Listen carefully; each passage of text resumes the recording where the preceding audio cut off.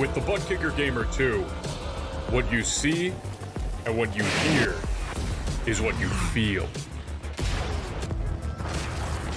Butt Kicker. The future is feeling.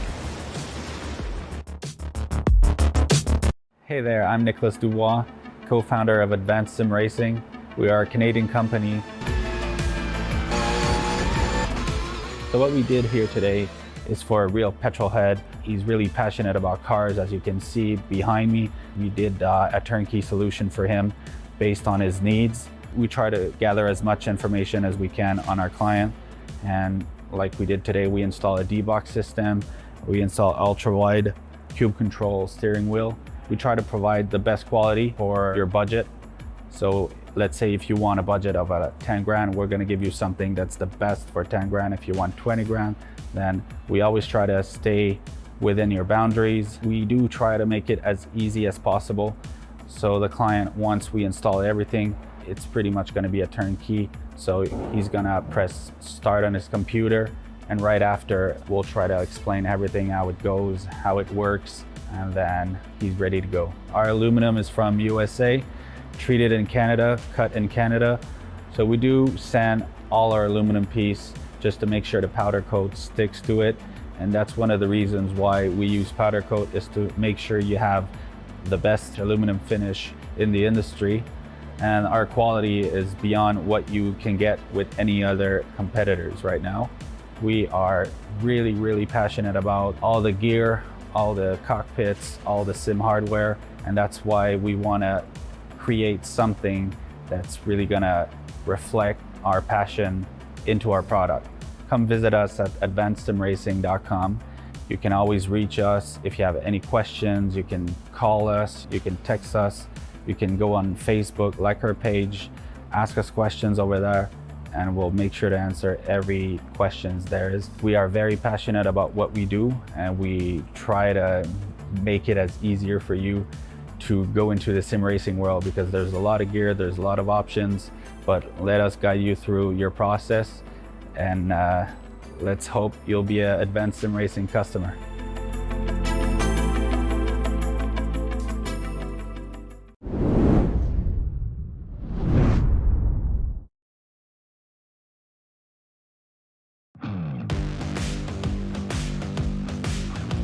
The championship progresses towards a conclusion here in this season. We find ourselves at two iconic racing venues, one in Europe, one in the US. Welcome everyone to the Monday Night Series for the Precision Racing League. My name is DJ Clark, joined here in the booth by Joey Tebben, and we are ready to be able to see the MX-5 Cup Series do something a little bit different than we've seen them do the last couple of times. Take on a full-fledged Formula One circuit in the form of the Nürburgring Grand Prix layout. And Joey, we were just talking before the broadcast that this could be particularly interesting. We went to the Hungaroring a few weeks ago. If you want to know about permanent F1 tracks, that was an interesting race at a place where we normally don't see a lot of passing. But take the Hungaroring, stretch out those straights to like twice the length, and you've got the Nürburgring GP track. So it's all the ingredients you need for a good MX-5 Cup race. Looks like the field's a little bit short for tonight, but as we've seen in previous weeks, you don't need a lot of MX-5s to put on a good race, and we've got all the heavy hitters. Holly, Kings, Cabana, Kalen, I see them all. Greenho, I see them all on the side of my screen. So we're in for a good race, and can anybody take Bradley Holly down?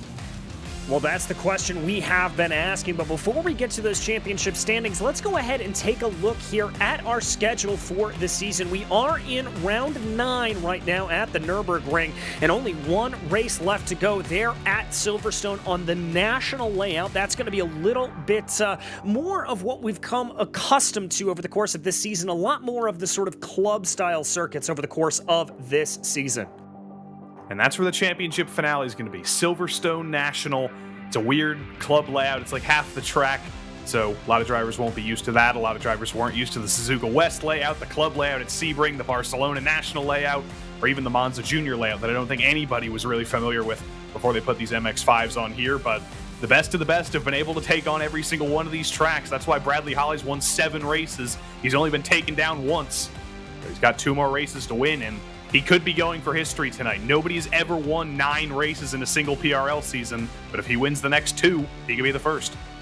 Very well could. And let's go ahead and take a look at those championship standings there. As you alluded to, a very, very dominant season for Bradley Holly, leading the way by just under 40 points over Kelly Greenhoe. We believe that if he is able to move his way up in the order score, at least within roughly the top 5, I'll leave the math to you, Joey, because we know what the math, what me doing math is like. He will be able to claim another MX-5 championship. Some good battles, though, further back in the field, specifically looking at that battle for third place between Mark Canlin and Ryan Kings, only 3 points separating them. Another good battle there for 5th place with only 4 points separating Berquist from Chase. Ian Cabana could leap his way up forward in the standings, as could David Van Roy, but we don't see Van Roy here today. Also, keep an eye out there for that battle for 9th between Charles Sumner and Patrick Cowgill.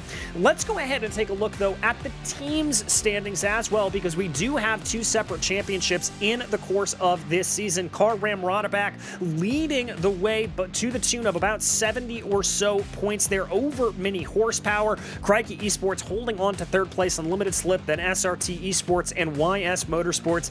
Really pretty spread out there in that team's championship, Joey, and not a lot of room for movement. Not a lot of room for movement. The main storyline of this season has been the Car Ram Rodaback amalgam versus the Mini Horsepower drivers, and it's been a great storyline, but unfortunately, the Mini Horsepower drivers, Ryan Kings and Kelly Greenhoe, they just have not had the same consistency that Car Ram Rodaback, led by the Wadaback half of Bradley Holly, have had. Holly has not been dominant this season. He's won 7 out of 8 races, but none of them have been dominant, or very few of them have been dominant at least. He's picked up the pieces when other people have made mistakes, and he's made none of them himself, and that's the way you win a championship. That's the way you win 7 out of 8 races without making a single mistake.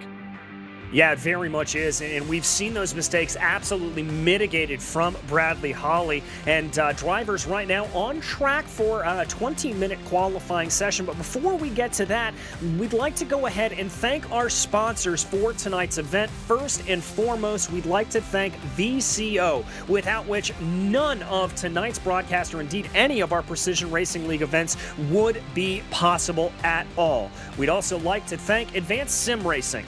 Owned and operated by passionate sim racers, Advanced Sim Racing designs and builds the sturdiest, most durable aluminum profile racing simulation cockpits available in the market today.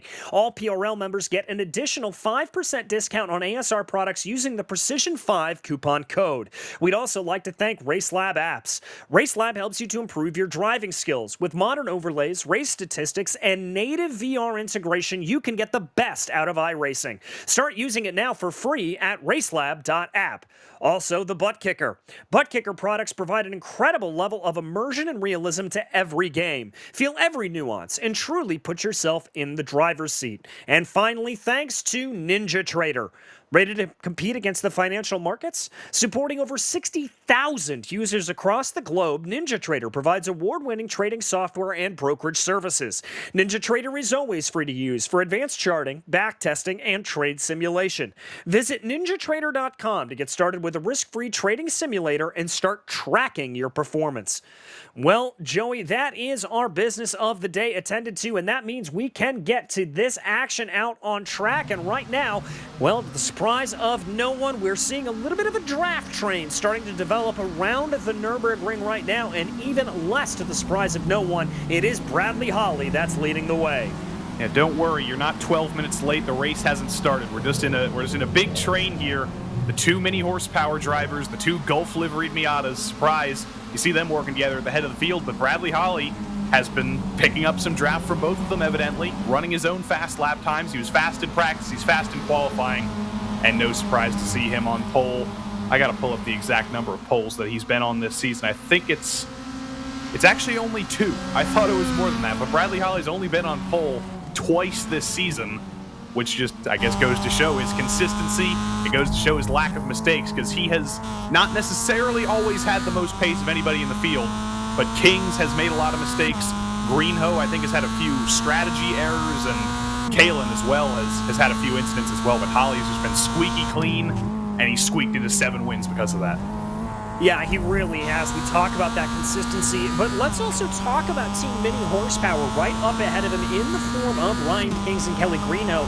Really, since the beginning of this season, we thought this was going to be the team to challenge Holly, who has truly been the dominant force here in the MX-5 series. And they've just had a series of miscues over the course of the season. A little bit of bad luck, a little bit of self-inflicted damage, but however you slice it, they've just fallen that much short of really taking the fight to Bradley. Yeah, there's bad luck, and there's just making your own luck, and it's been a combination of both for both the mini horsepower drivers. They're both clearly two of the fastest drivers, if not the two fastest drivers in this series.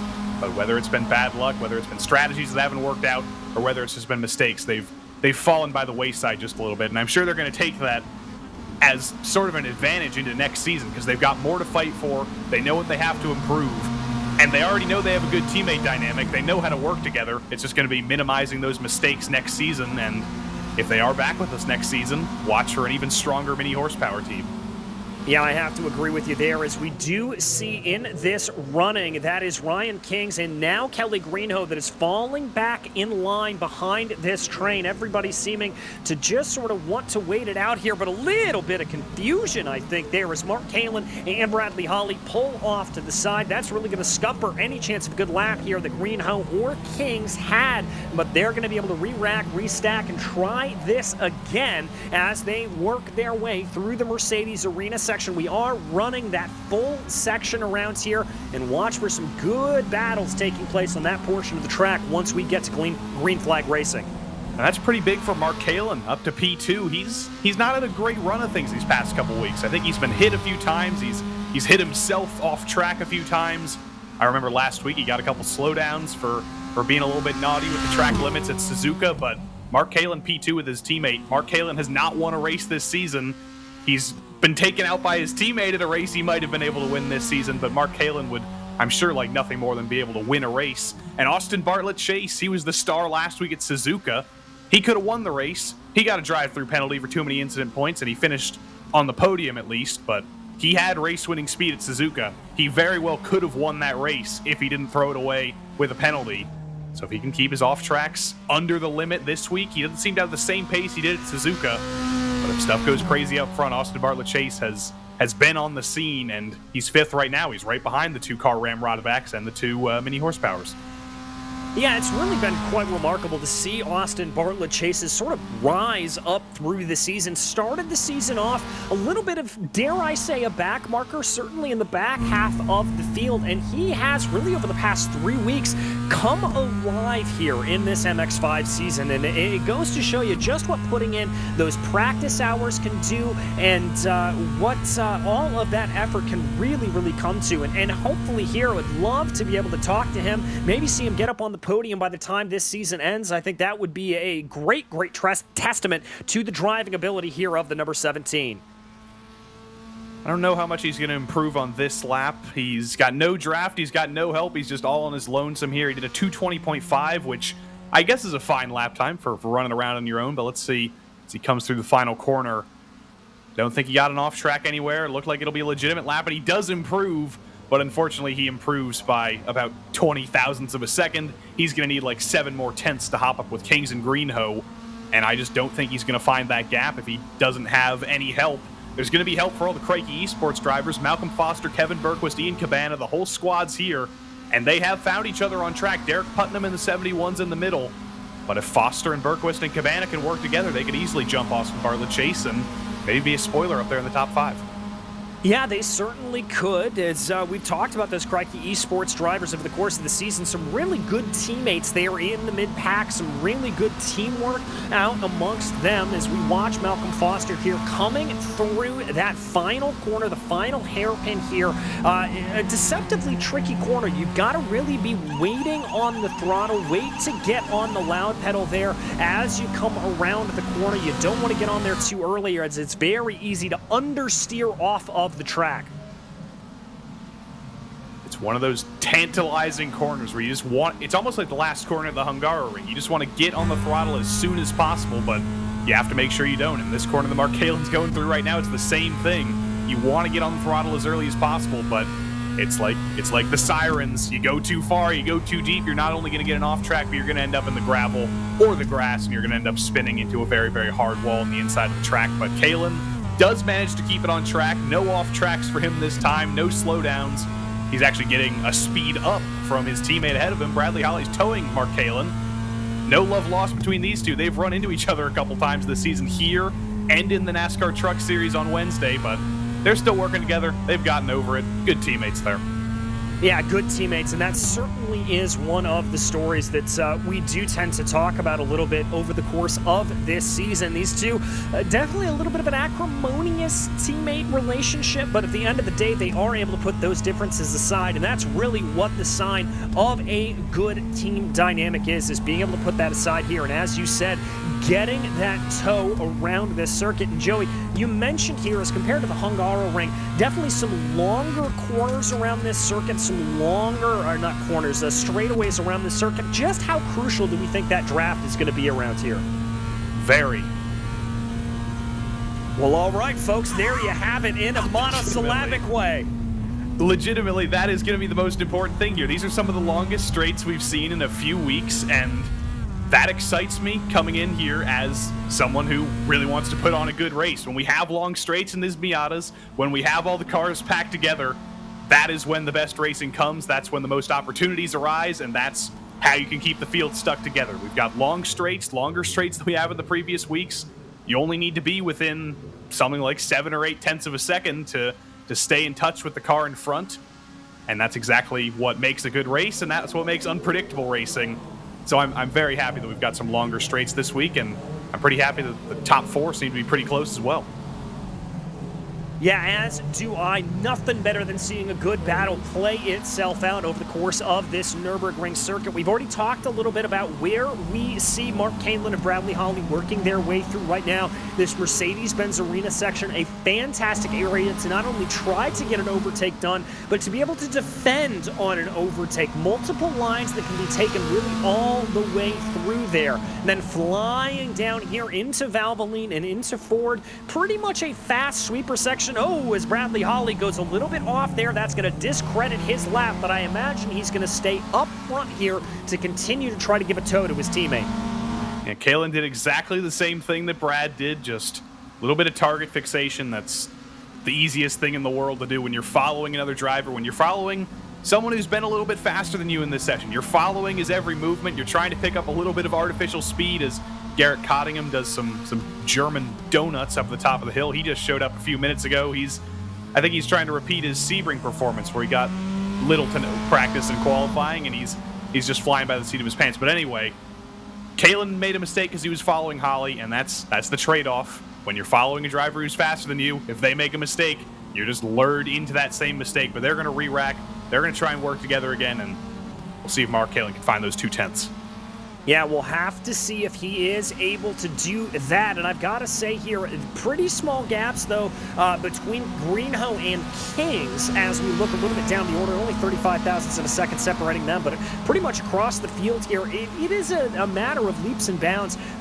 Gaps averaging at about 2 tenths of a second. I think, though, the number 11 teammate here to Malcolm Foster of Ian Cabana, he'd like to just get a wee bit faster, as it looks like he's about 1,000ths of a second off of his teammate Kevin Berquist. But really, without those 2 exceptions, we're seeing some pretty big gaps on the field here, and I think that's a little bit of a testament to the longer nature of this circuit as compared to the other tracks we've been to all this year.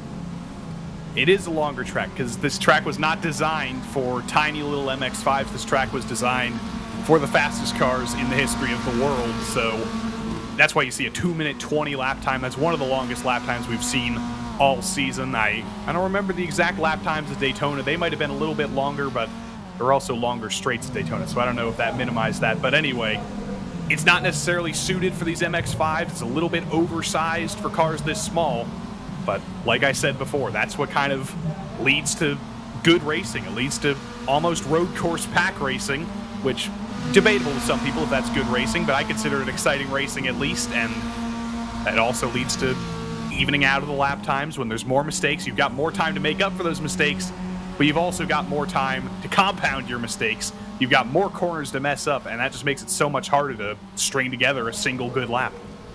Yeah, it certainly does, and we'll have to see if anybody's really able to play into that here. It looks like right now Kevin Bergquist playing a little bit of a teammate game with Ian Cabana, getting that nice little pull along here as they go down through the Haug Hook and up through that Mercedes-Benz Arena section, that tricky braking zone. The first corner here, deceptive. Oh, that's going to be a big off there for Cabana, just getting it wrong, and that's going to send Bergquist off as well. And with only about a minute left to go here in qualifying, dare I say that is their qualifying session done and dusted. Yeah, that's the mini horsepowers done. Or not the mini horsepowers. The mini horsepowers are the one on your screen that are continuing. But it's Crikey Esports done. Car Ram Rodaback, or at least the Wadaback side, they're both back in the pits. Garrett Cottingham finally puts a lap on the board. Somehow I don't think that's representative. He'll improve if he gets a second shot, but watch these two. I think that might be an off track for Kelly Greenhoe. He might have gone a little bit too deep on the exit of the corner, but we got a full lap to go. We'll see if Kelly Greenhoe can improve at all with the help of his very nice teammate Ryan Kings, who's going to throw it off the road. Kings isn't going to improve. Sorry, Kelly, you're on your own now.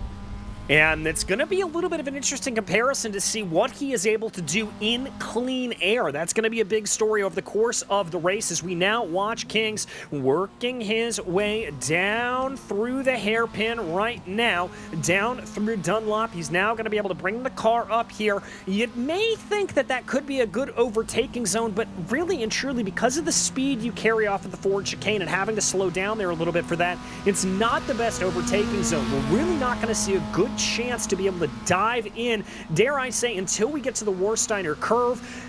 Probably not going to see all that much action going into NGK either, as we are running the quote-unquote traditional layout around here that is the tighter chicane at the end of the circuit. It just depends on how desperate drivers are going to get it at the end of the race. We saw at the Hungaroring, Mark Kalin went for a low percentage move because he was desperate to win the race. He went for a move at a place where you don't normally overtake. And you're going to have to do that at some of the places at this track, like the chicane here. It's a heavier braking zone. It could be a good passing zone. It's hard to go side by side, but somebody's going to try it, I can guarantee. But Ryan King's pretty solid through that chicane, and now we see what the lap time is. I did realize that I misidentified the two mini horsepower teammates. It was Greenhoe that made the mistake and went off, and Kings was left to his own devices. He's got about one more second to see if this lap time can improve, and it can't. He had no help for the second half of the lap, and that's going to be your grid set, I think. Yeah, looks like Garrett Cottingham is the last driver potentially to set a lap, and I've got to say he is setting personal bests right now, but that's not too terribly hard to do, as he was about 7.8 seconds off of your leaders. So let's see here what Cottingham is able to do. Looking relatively competitive, it has to say, over the course of the last couple of sectors. He's going to come there out of the final corner. Let's see if Cottingham is able to improve right now, maybe move his way up from 12th. He's going to cross over the start-finish line here. That is going to be an improvement, but not enough to be able to move his way up in the standings at all.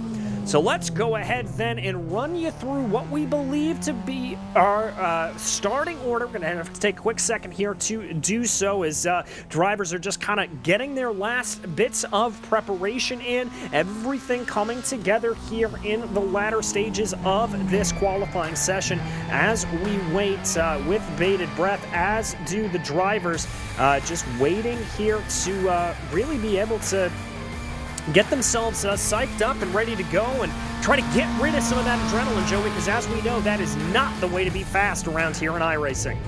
And Garrett Cottingham, he showed up 3 minutes. He showed up with 3 minutes left to go in qualifying. He didn't get any practice at all, so take as much time as you want, Garrett, out there. Get as much practice as possible, and I'm sure he'll be on the pace once the race actually starts. He just hasn't had much time tonight to actually figure out the track yet.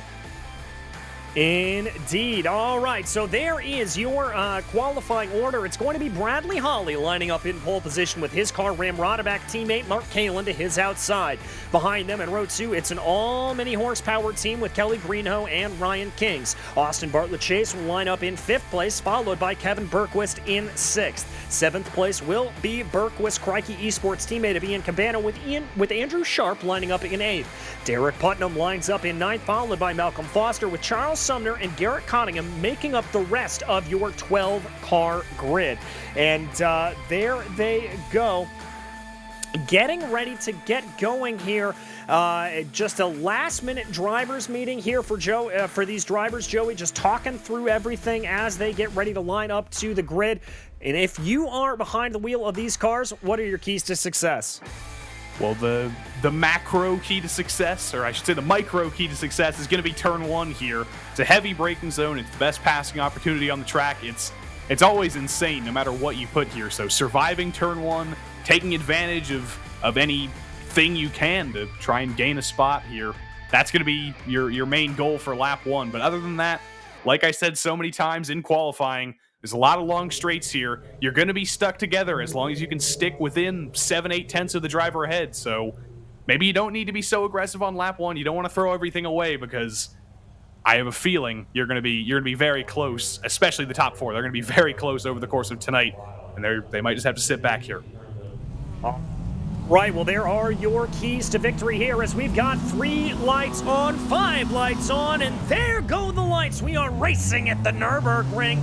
Good starts there, it looks like, for the front row of the car Ramrodeback drivers, waiting to see if Kalen's going to be able to carry some momentum down into the Haug hook as everybody gets onto the binders here into the first corner. Looking a little bit aggressive there around the outside is going to be Kelly Greenhoe trying to carry momentum, but it's going to be side by side there between Holly and Kalen for the briefest of moments before Kalen gets a little bit chopped off. Here comes Kelly Greenhoe down to the inside. Ryan King's thinking about making it 3 wide there as they work their way through the Mercedes-Benz Arena section. Still side by side there for second. Austin Bartlett Chase trying to carry a little bit of momentum on Kevin Bergquist as they work their way out of the Mercedes Arena section, and it is a firm lead here early on for Bradley Holly. A little bit of a fan out, but looks like we haven't had any contact.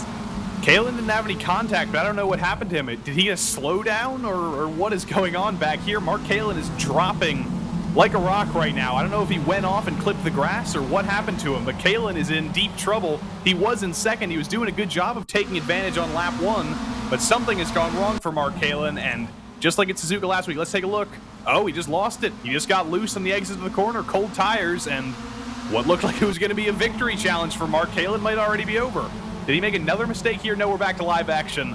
Mark Kalen rejoins in 5th, but he was in second. He had a chance to take the lead, and he just got a little bit loose, and you can see the effects of that when that happens on lap 1.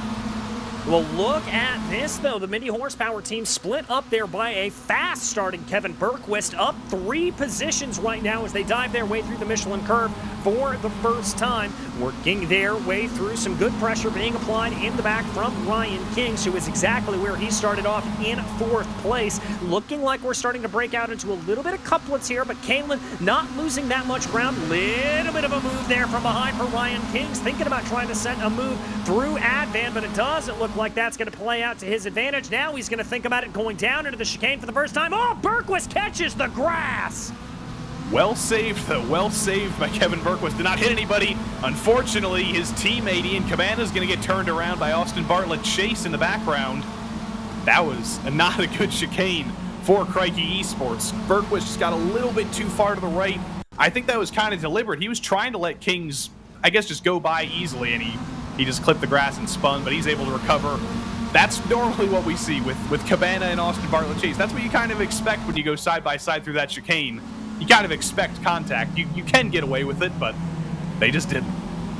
No, they did not, as we focus back in on the battle for the lead, as it is Bradley Holly all on his lonesome here with Kelly Greenhoe and Ryan Kings probably playing a little bit of teammate game there. That is Mark Kalen just a few car lengths back in 4th place. They have really dropped Kevin Bergquist here at this point. Bergquist being able to hold on to 5th place, still up 1 position from his starting spot. And look at that, a good run there for Kelly Greenhoe, starting to apply some pressure to the back of Ryan Kings, to the back of Bradley Holly as they go down into Valvoline and now into Ford. Talked about this a little bit earlier, not the best place to try to get an overtake done, but they're certainly going to try it.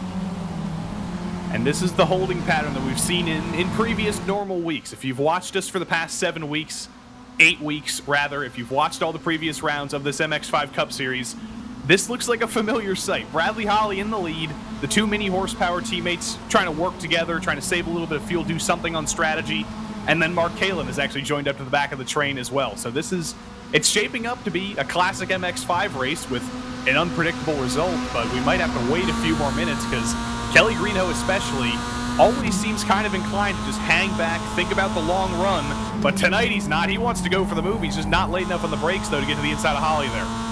Yeah, going through the Michelin curve right now. Didn't quite look like he was able to get it done, but look at that momentum he's able to carry there. Going through Warsteiner as now they work their way here, headed towards Advan, working down into the corners, trying to carry as much momentum as possible. These four cars really concertinating up together as a result of that draft effect. Kalen's going to take a little bit of a look to the inside, but think better of it as they get onto the binders now, going through the NGK chicane. Everybody getting very, very close here. The top four separated by only a mere second here as we start our third lap. I think going into turn one here, this is going to be the real telltale sign of whether Kelly Greenhoe wants the lead early. If he peeks to the inside, he can easily take the lead here into turn one, and he is going to peek to the inside. So I think this is a little bit of a change of strategy. It might be a little bit of learning. Kelly Greenhoe has not been able to win this season. He's been so fast. He's had so many chances at victory, but it's never worked out. So I think now he's thinking, you know what? I'm not going to stick back. I'm not going to worry about strategy right now. I'm going to take the lead when the opportunity is given to me, and we'll see what happens after that. So Kelly Greenhoe has taken the lead. Just have to see if he can stick it up there, because I imagine Holly wants that lead back. Kings wants the lead back, but he's kind of all over the place on the outside. He's letting Kalen get up to third. Yes, he is. Kalen definitely putting on a good attack there as they go side by side coming out of the corner. Kelly Greenhoe able to pull away a little bit into the lead, but Bradley Holly will surely be able to get that back as we are truly side by side diving down now into Valvoline. Kalen later on the binders. Is he going to run that car a little bit wide? No, he is not. How he kept that in line, I will never know, as now there's a mistake up front from Kelly Greenhoe running a little bit wide as well, when Bradley Holly says, I think I may want to have a little bit of action here. Not going to go for a dive, though, down into Dunlop. They'll stay single file through the hairpin. These guys are having a far more difficult time with this track than I thought they would. Of course, they're far better MX-5 drivers than I am, but I just expected a little bit more consistency in terms of lines, but it's almost a multi-groove road course, it seems. Nobody can decide where to put the car, where to drive, what groove to take in any of these corners. It's very interesting. It's an interesting dynamic, and it's certainly making it exciting, but the pressure's clearly on, because I've seen more mistakes out of some of these drivers up front than I have in many weeks, and there's still 28 minutes left to go in this race. Yeah, there certainly are, and part of the reason for the ability to do that is really the fact that a lot of these corners, unlike a lot of modern road courses, are cambered. You are able to carry some momentum, looking particularly at the Dunlop curve and down into the Mercedes arena. You've got some good cambering that you're able to carry some more speed. Oh, side by side there in the back between Kalen and Kings, as that was going to be Mark Kalen having to back out of that a little bit. It's a gutsy move to try to make a pass there down into the NGK chicane, but we know that Mark Kalen's certainly not shy about making those overtakes. We know that Ryan Kings is aggressive too. Put those two together in the chicane, and it's almost surprising that they made it through in one piece. But well done, Kings and Kalen. Hopefully they've solved their battle now, because all that fighting has just expanded the gap. It's let Greenhoe and Holly break away just a little bit. It's especially let Kelly Greenhoe break away. But Greenhoe's going to do exactly what Holly did on lap one and overcook turn one. And Holly's going to be right back in it. It's a two-car battle up front. And now Ryan Kings is going to join, and now Mark Kalen will probably join the fray as well, because he's not fighting with anyone anymore. The dynamic of this race changes with just about every corner, and it's pretty incredible to see, but I just wonder how long is it going to be until they finally figure out how to drive this place, they finally figure out how to run a consistent line. I kind of hope they don't, though, because this has been pretty exciting. It's been unpredictable. Oh, a little bit of a look there for Ryan Kings, potentially going down into Valvoline, but thinks better of it, has to back off just a little bit. They'll run single file now down through the Ford curve as they make their way towards Dunlop, and it has to be said that it looks like Bradley Holly may have lost just a little bit of ground there on Kelly Greenhoe up ahead of him. Equidistant as they dive down into Dunlop here. A little bit of a tighter line for Bradley Holly, using that cambering as we talked about, but that's going to be a little bit of a wide run for Ryan Kings. He's got to gather the car back up under him. He loses a little bit of ground to Bradley Holly up ahead of him.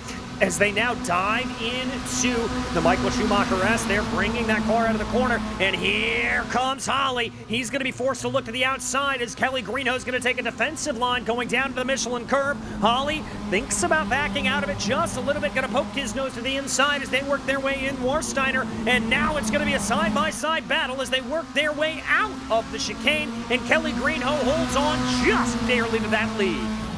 Kings and Kalen say thank you very much. Please keep battling for the lead with 26 minutes to go. Keep us in this battle. So even if we battle with each other, we're still going to be with you guys. Under braking here. Oh my God, that's a block by Ryan Kings.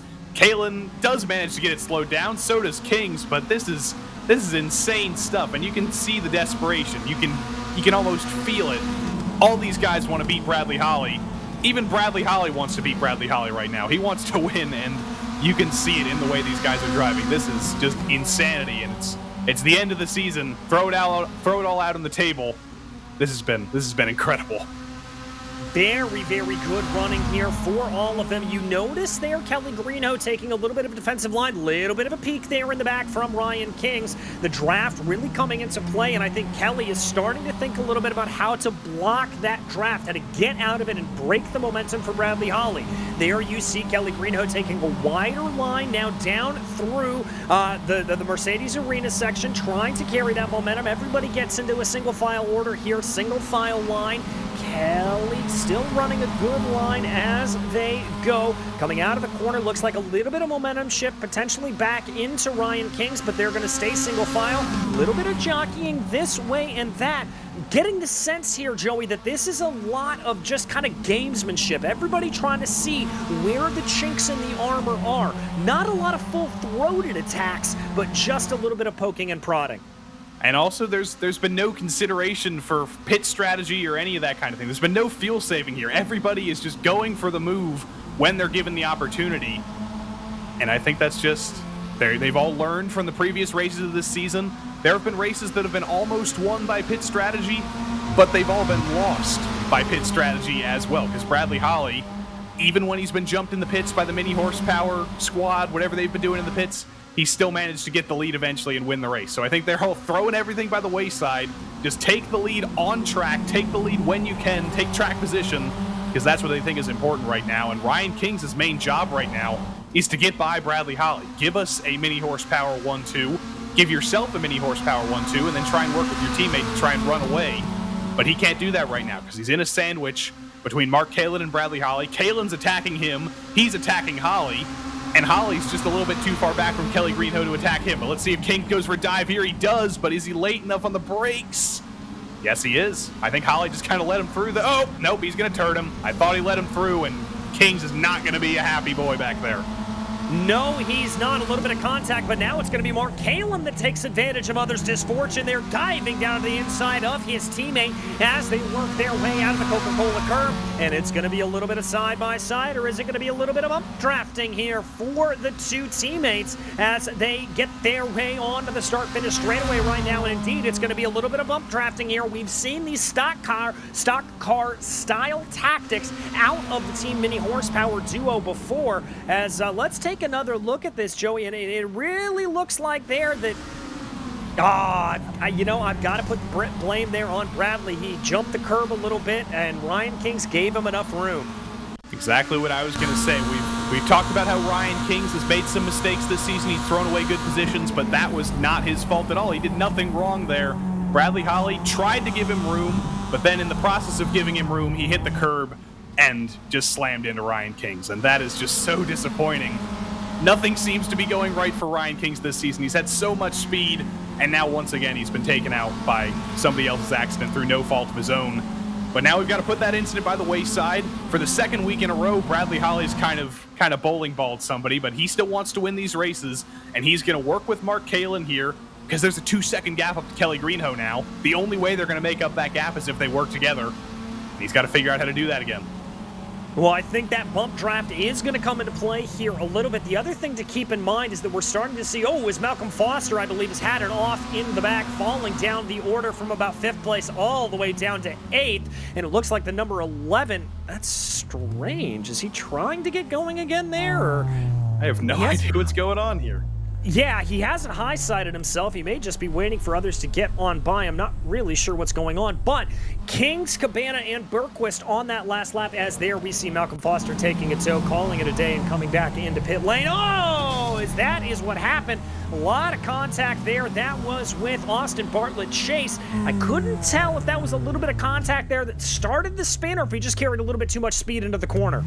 There was definitely bumper-to-bumper contact, but I don't know why he didn't get going again. This seems like there was an equipment failure or something. Garrett Cottingham goes by, but he was like 20 seconds behind. Malcolm Foster definitely could have spun it around, and after Cottingham goes by, he just kind of gives up. So I don't know if there's heavier contact than I thought. Maybe we blew the engine on the Miata somehow with the contact, but I don't know. That was bizarre, but pit strategy's going now. Kelly Greenho's in the pits. It's all going to kick off now. Yes, it is. And as I said earlier, both of those mini horsepower team drivers choosing to come down pit lane a little bit early, as they have been wont to do this entire season. That is Ryan Kings, who came down on the previous lap, and now Kelly Greenho joining him here on lap 6. I also see Andrew Sharp down pit lane, although I'm not entirely sure. That may be, yeah, he is coming down into the pits there. Now, get it. Oh, as Andrew Sharp misses his box there and is going to have to back up a little bit. He's got a little bit of front-end damage from that contact with Malcolm Foster as well, so the Andrew Sharp verse has not been too great tonight, but let's see. There's just a Miata in his way. That's always hard when you've got a towed car. That was Malcolm Foster's towed car just sitting in its pit box, and it's always hard to get slowed down. When your pit box is covered like that, it's an easy mistake to make. Andrew Sharp's going to be disappointed, though, because a race that hasn't been going too well has suddenly got even worse, and Garrett Cottingham falls to the wayside to Kelly Greenho here. Cottingham hasn't pitted, Greenho has, and 28.6 seconds. The pit delta has been like 35 seconds. That looks pretty darn good for Kelly Greenho whenever Kayla and Holly decide to come in. I have to agree with you there, but I wonder if he was slowed down just a little bit by Garrett out on track. One of the crucial things to making this undercut work, even in a series where you're not dealing with tire changes, is the ability to be able to come out into clean air, and maybe just that little bit of a stall out on track could have hurt Kelly, but we won't know that until Mark Kalin and Bradley Holly come down into pit lane. Now, the one advantage that Bradley's going to have here is he's going to be able to do a whole bunch of fuel saving behind his teammate Mark Kalin. Could we potentially see a situation where Holly goes for the overcut, tries to stretch this out as long as possible before coming down pit lane? I don't think so. I think he's going to stick with his teammate, and yeah, here we go, down pit road. Kalin and Holly come together. An overcut might be good for him, but he's got to think collectively. He's got to, oh dear, he almost lost it on the curb there, but he's got to think collectivism, not individualism. Work with Mark Kalin. We can both have a shot to win this race, or we can neither have a shot to win this race if we don't work together. And I think Holly and Kalin, they are both communicating with each other. They're both talking about strategy. They know they have to work together here. They do. They bring it down the pit lane. They're going to come out together. They're going to be able to work together, and we'll see if they can catch up back to Kelly Greenho. Well, here comes Kelly around that final corner right now. Let's see where he's going to come out in regards to Bradley Holly. Holly stationary in the box. We've seen pit stops be about 15 or so seconds. Holly at a 16.45. Kalen's going to be able to get out just ahead of him. And there goes Kelly Greenho on by at full chat. So that means that that gap is going to come down here a little bit by the looks of it. It is down about 0.8 of a second. When Kelly came down pit lane, it was about 2 seconds. It now hovers at about 1.3. They brought it down just a little bit by working together. I don't think that has anything to do with pit strategy, really. I think that's just the benefit of them working together. And they know that whatever they've been doing has been working. They can continue their strategy. They can continue to move forward, and we'll have another 3-car battle for the win. But think back to the Hungaroring, the last track we went with these MX-5s, the last track that was an F1 style circuit, the last track that ended in ring. What happened? Mark Kalin ran into Kelly Greenho. Bradley Holly came from third to win. So you think he's thinking about all those coincidences? I'm sure he is. I'm sure he is as well, but we will have to see how this race plays out, ticking over here with just under 17 minutes to go in this MX-5 Cup race as they work their way around. It is Kelly Greenhow, your presumptive leader, Charles Sumner, going for the overcut here, who currently does lead the race, and there he is working his way down through the final couple of corners right now, down through the Advan curve, and bringing the car around here. We'll have to see if Charles decides to come on down pit lane or what exactly he does here at this point.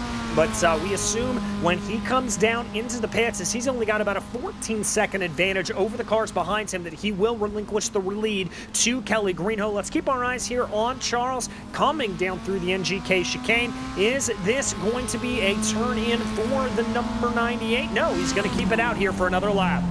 And Charles Sumner's always been good at saving fuel. Me and Terry in the Truck Series broadcast a few weeks ago at Pocono, Charles Sumner pulled off an insane fuel strategy. We said he squeezed his orange for everything it had. He's trying that again in Germany, evidently, but he's going to fall by the wayside eventually. You can't go to the end of the race on one tank, but he's just getting himself a little bit of TV time for that always popular Tropicana Miata, and might as well get a couple laps led for the heck of it, and it might just come good in whatever battle he was in. I imagine he'll come out 7th or 8th with Cabana and Bergquist, so he's having a little bit of fun. But this is the real battle for the lead, and Kalen has closed down to Kelly Greenhow. He didn't even need Bradley Holly's help. Brad has done nothing to help Mark Kalen. It's been all Mark here, and it's been all his speed that's closed down this gap. Yeah, he certainly has. That gap coming down to about 7 or 6 tenths of a second, let's call it now, down even to 5 tenths of a second as they work their way through the Mercedes Arena section. It looks like Kelly taking a little bit of a wider line there. Kalen even thought about having a little bit of a peak down into the inside, but carries a little bit too much momentum. That's going to blunt a little bit of speed, but the gap is now down to 3 tenths of a second. And crucially here, Joey, that is going to mean that he is within that optimal draft range. And if Kalen, who we have seen get very aggressive just as he was there coming out of the Valvoline curve, he may just fancy a little bit of a look here down to the inside of one of these corners. And these guys have shown no intentions of waiting 14 minutes to the end of the race to make their move. I think if Kalen gets the opportunity to make a move on Greenhow, he's going to go for it. We're going to have all-out racing here for the next 14 minutes. Mark Kalen's learned that waiting too long, that going for a low percentage move does not work. Kelly Greenhow has also learned that in the other direction.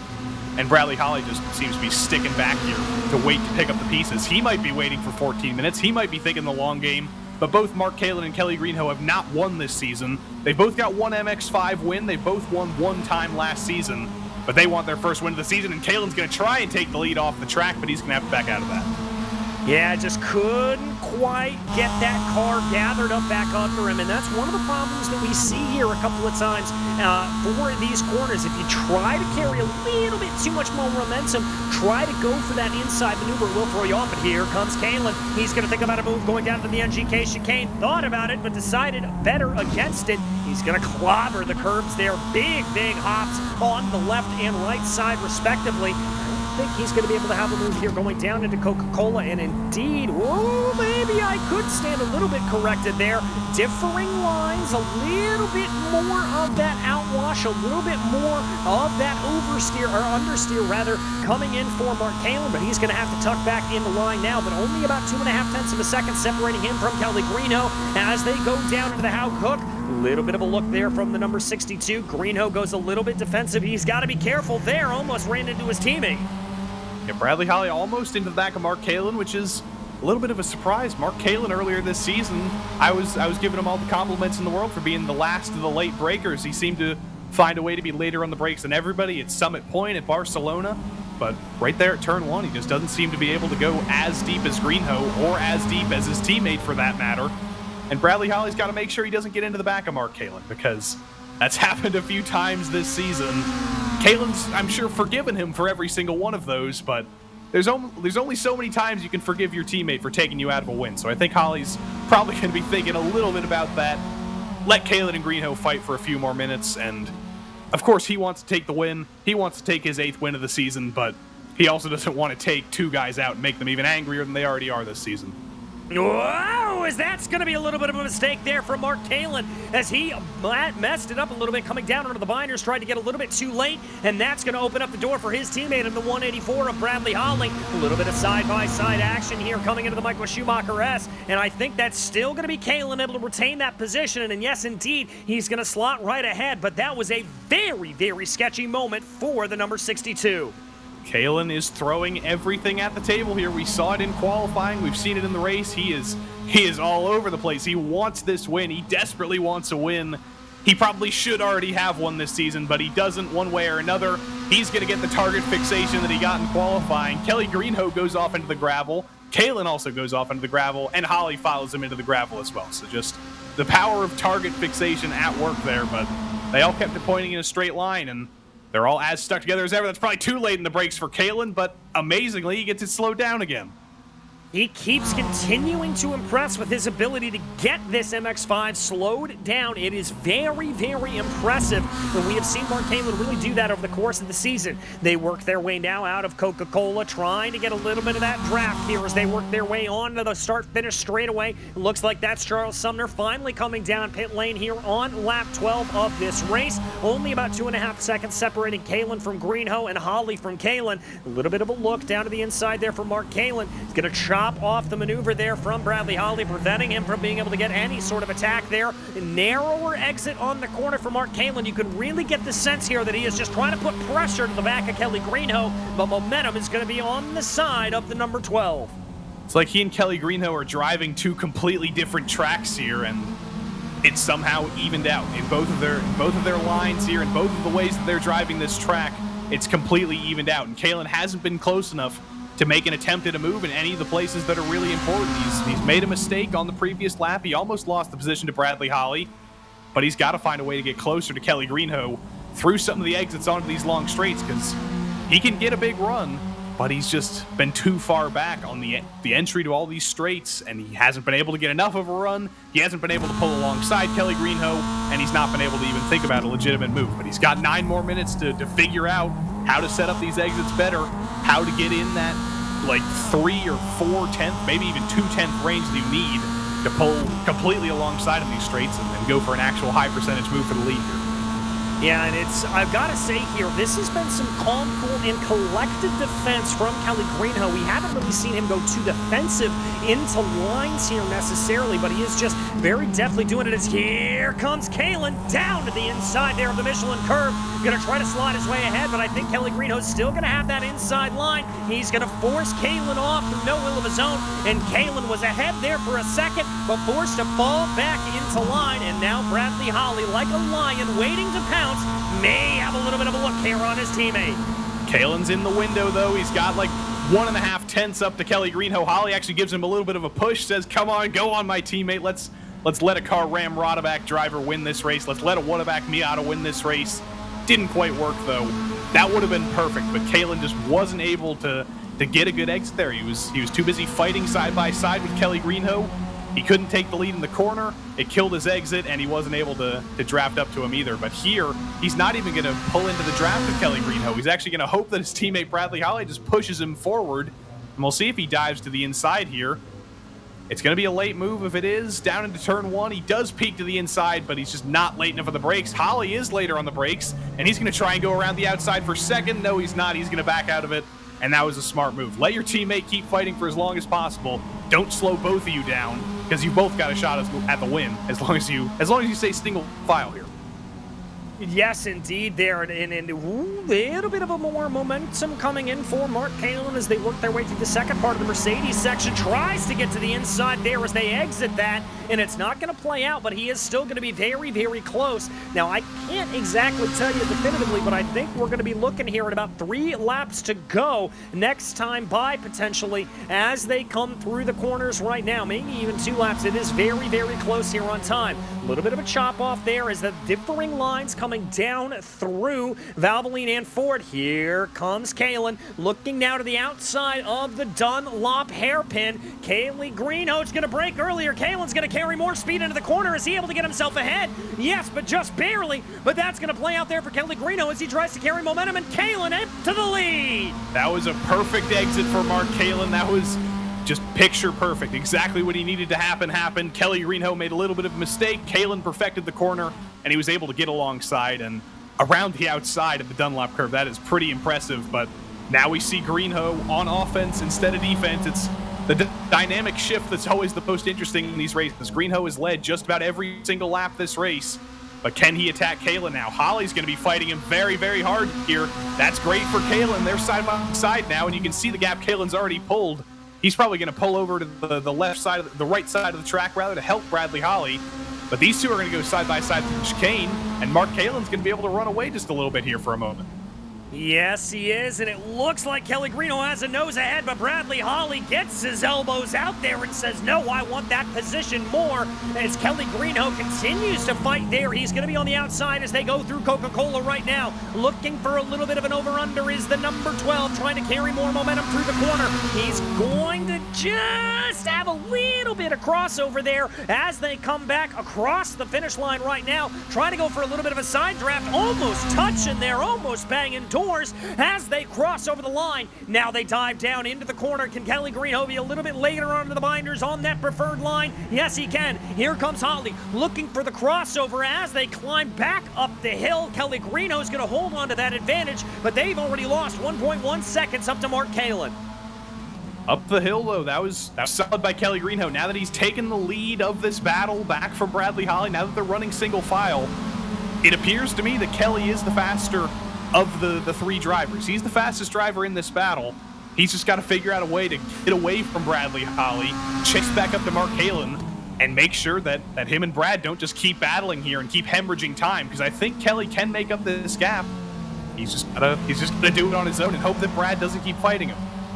Yeah, I think that's really got to be the hope here. But for Bradley Holly, does he potentially want to see his teammate win? Does he have a horse in this race, or is he going to try to maybe do a little bit of bump drafting here to try to get himself up into a position for the lead? We will have to find out. Only under 5 minutes remaining here in this race from the Nürburgring as they now climb up the hill, trying to work their way on Mark Kalen. The gap has expanded by about 1/10 of a second here as they work their way through the Michael Schumacher S and get ready to go down into the braking zone for the Michelin curve. Holly looking to the outside, trying to set up a little bit of a move. He's going to carry more momentum there through Michelin onto the AstroTurf, but still has it together. A little bit of a dab of the brakes, and he's going to find himself ahead of Kelly Greenhoe, but Greenhoe not done. Able to get the crossover there as they work their way through Advan, and this could get a little bit.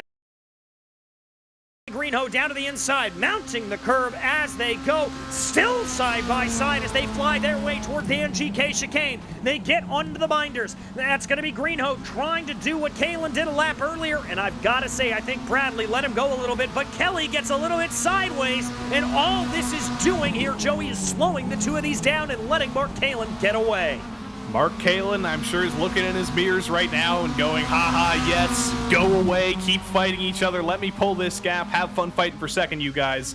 And that's exactly what's been happening here. They've been fighting tooth and nail. There's a little bit of a tag between Greenhoe and Holly here in the front straight in the last lap. They have just been fighting so hard for this.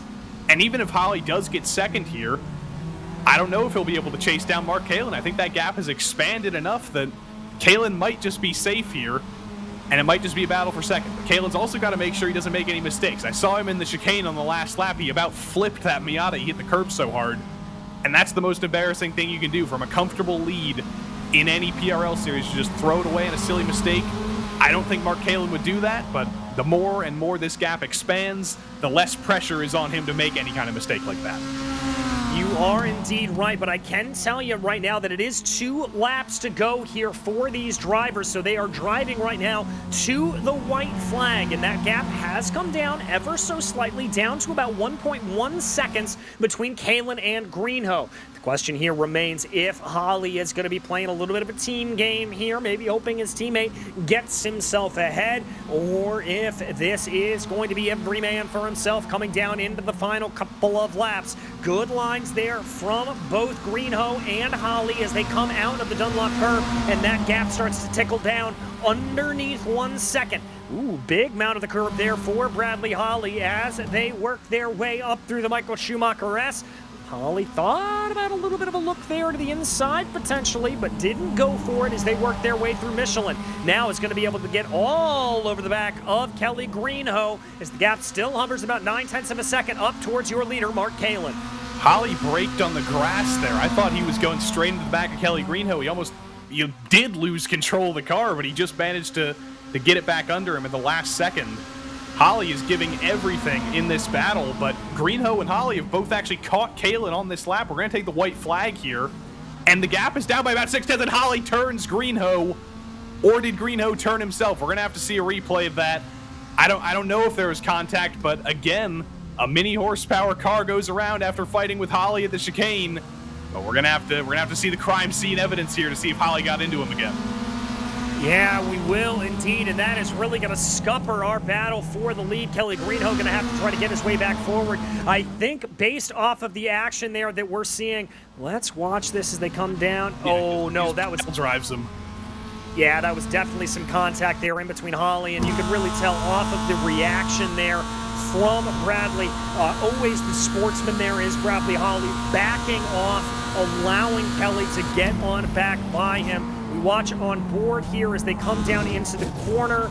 Yeah, I think Bradley just didn't expect that much of a curb hop there, and it carried a little bit too much momentum through the corner. Yeah, I did that same thing at Suzuka in the F3 cars to Fernando Rodriguez earlier this season, so I can understand how that happens. It's easy to do, but Bradley Holly is not going to win this race. That's confirmed. Unless he can make up 13 seconds here on the last lap, Bradley Holly is not going to get the chance this season to make PRL history and win 9 races in a season. That might happen with another driver later tonight in the GT4 sprint race, but we'll get to that when we do, because we've still got half a lap of actual racing to go here. And Bradley Holly, will he even think about going for another move on Kelly Greenhoe? Can either of these guys go for a move on Derek Putnam, by the way? I didn't even notice that until literally right now. Derek Putnam's en route for a podium right now.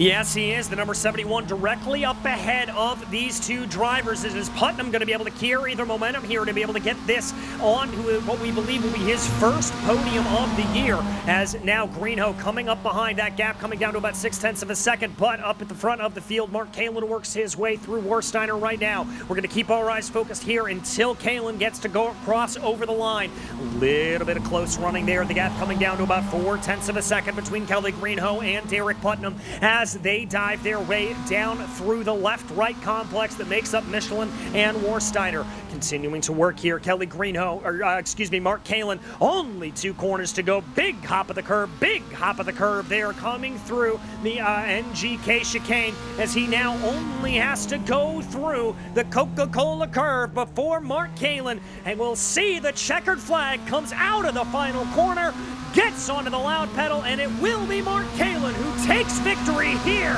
at the Nürburgring. Back further in the pack, Kelly Greenhoe trying to be able to see if he can get anything. Bradley Holly has to check himself up a little bit. Kelly Greenhoe trying to carry as much momentum as he can. It's going to be an absolute race to the line here between himself and Derek Putnam, but it's going to be Putnam by the merest of gaps, only 43 thousandths of a second. Good for Derek Putnam. He made his debut this season about midway through the year. He's been so consistent, and when everybody else wasn't, when Holly and Greenhoe and a few others got into each other, Putnam picks up the pieces. He holds off Kelly Greenhoe in the photo finish there. That is incredible to see, but Derek Putnam on the podium, that's pretty awesome. And Mark Kalin finally winning again. He's been so close so many times this season, and he finally got it done. Yes, he did a great run there for Mark Kalin. He is over the moon doing donuts down into the final corner as we wait for the last couple of drivers here to cross over the line.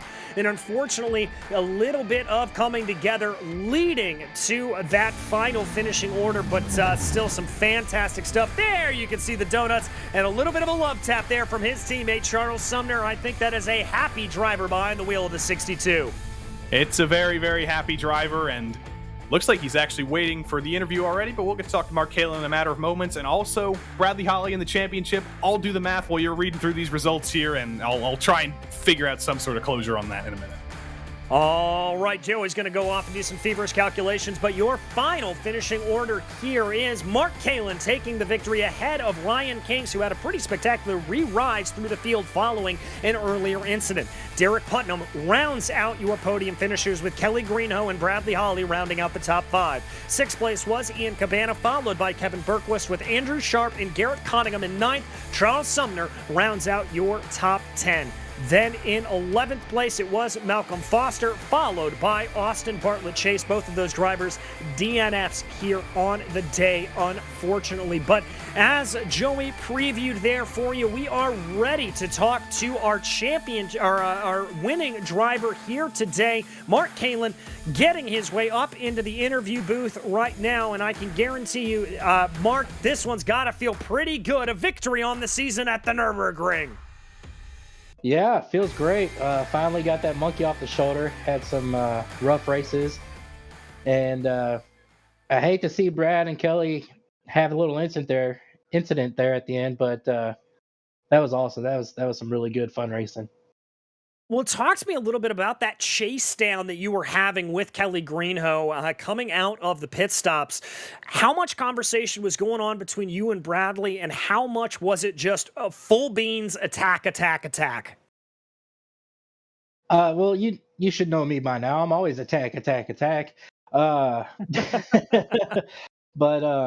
no, we weren't really conversing too much about how to take Kelly on, just more so getting to him and then trying to put the pass on him. And he was doing a super job defending. It was making it really tough to find out where I'm going to get around him. Finally, he had a little bit of a slip up out of, I believe it's turn 7 there, and got a run on the outside of turn 8 and made it stick. Well, looking ahead next week, we head to Silverstone on the national layout, kind of back to the bull rings that we've been here on a couple of points of this season. Do you like your chances there? Can we maybe see a repeat? Well, I don't know. I hope so. It's going to be 50-50 whether I make the race or not, because I'm going to be flying back from Daytona Monday, going down for the NASCAR race. So I don't know if I'm going to be back in time or not. Hoping to, but we'll just have to play it by ear. And even then, I might not have a lot of practice in on it. So we'll see. Well, my friend, have an awesome time in Daytona. I am very, very jealous that you're able to hit that up. But is there anybody you'd like to thank here for this win today? Oh, of course. I got to thank Bradley Holly for clearing out my competition. No, I'm just playing. No, he feels really bad about that with both incidents.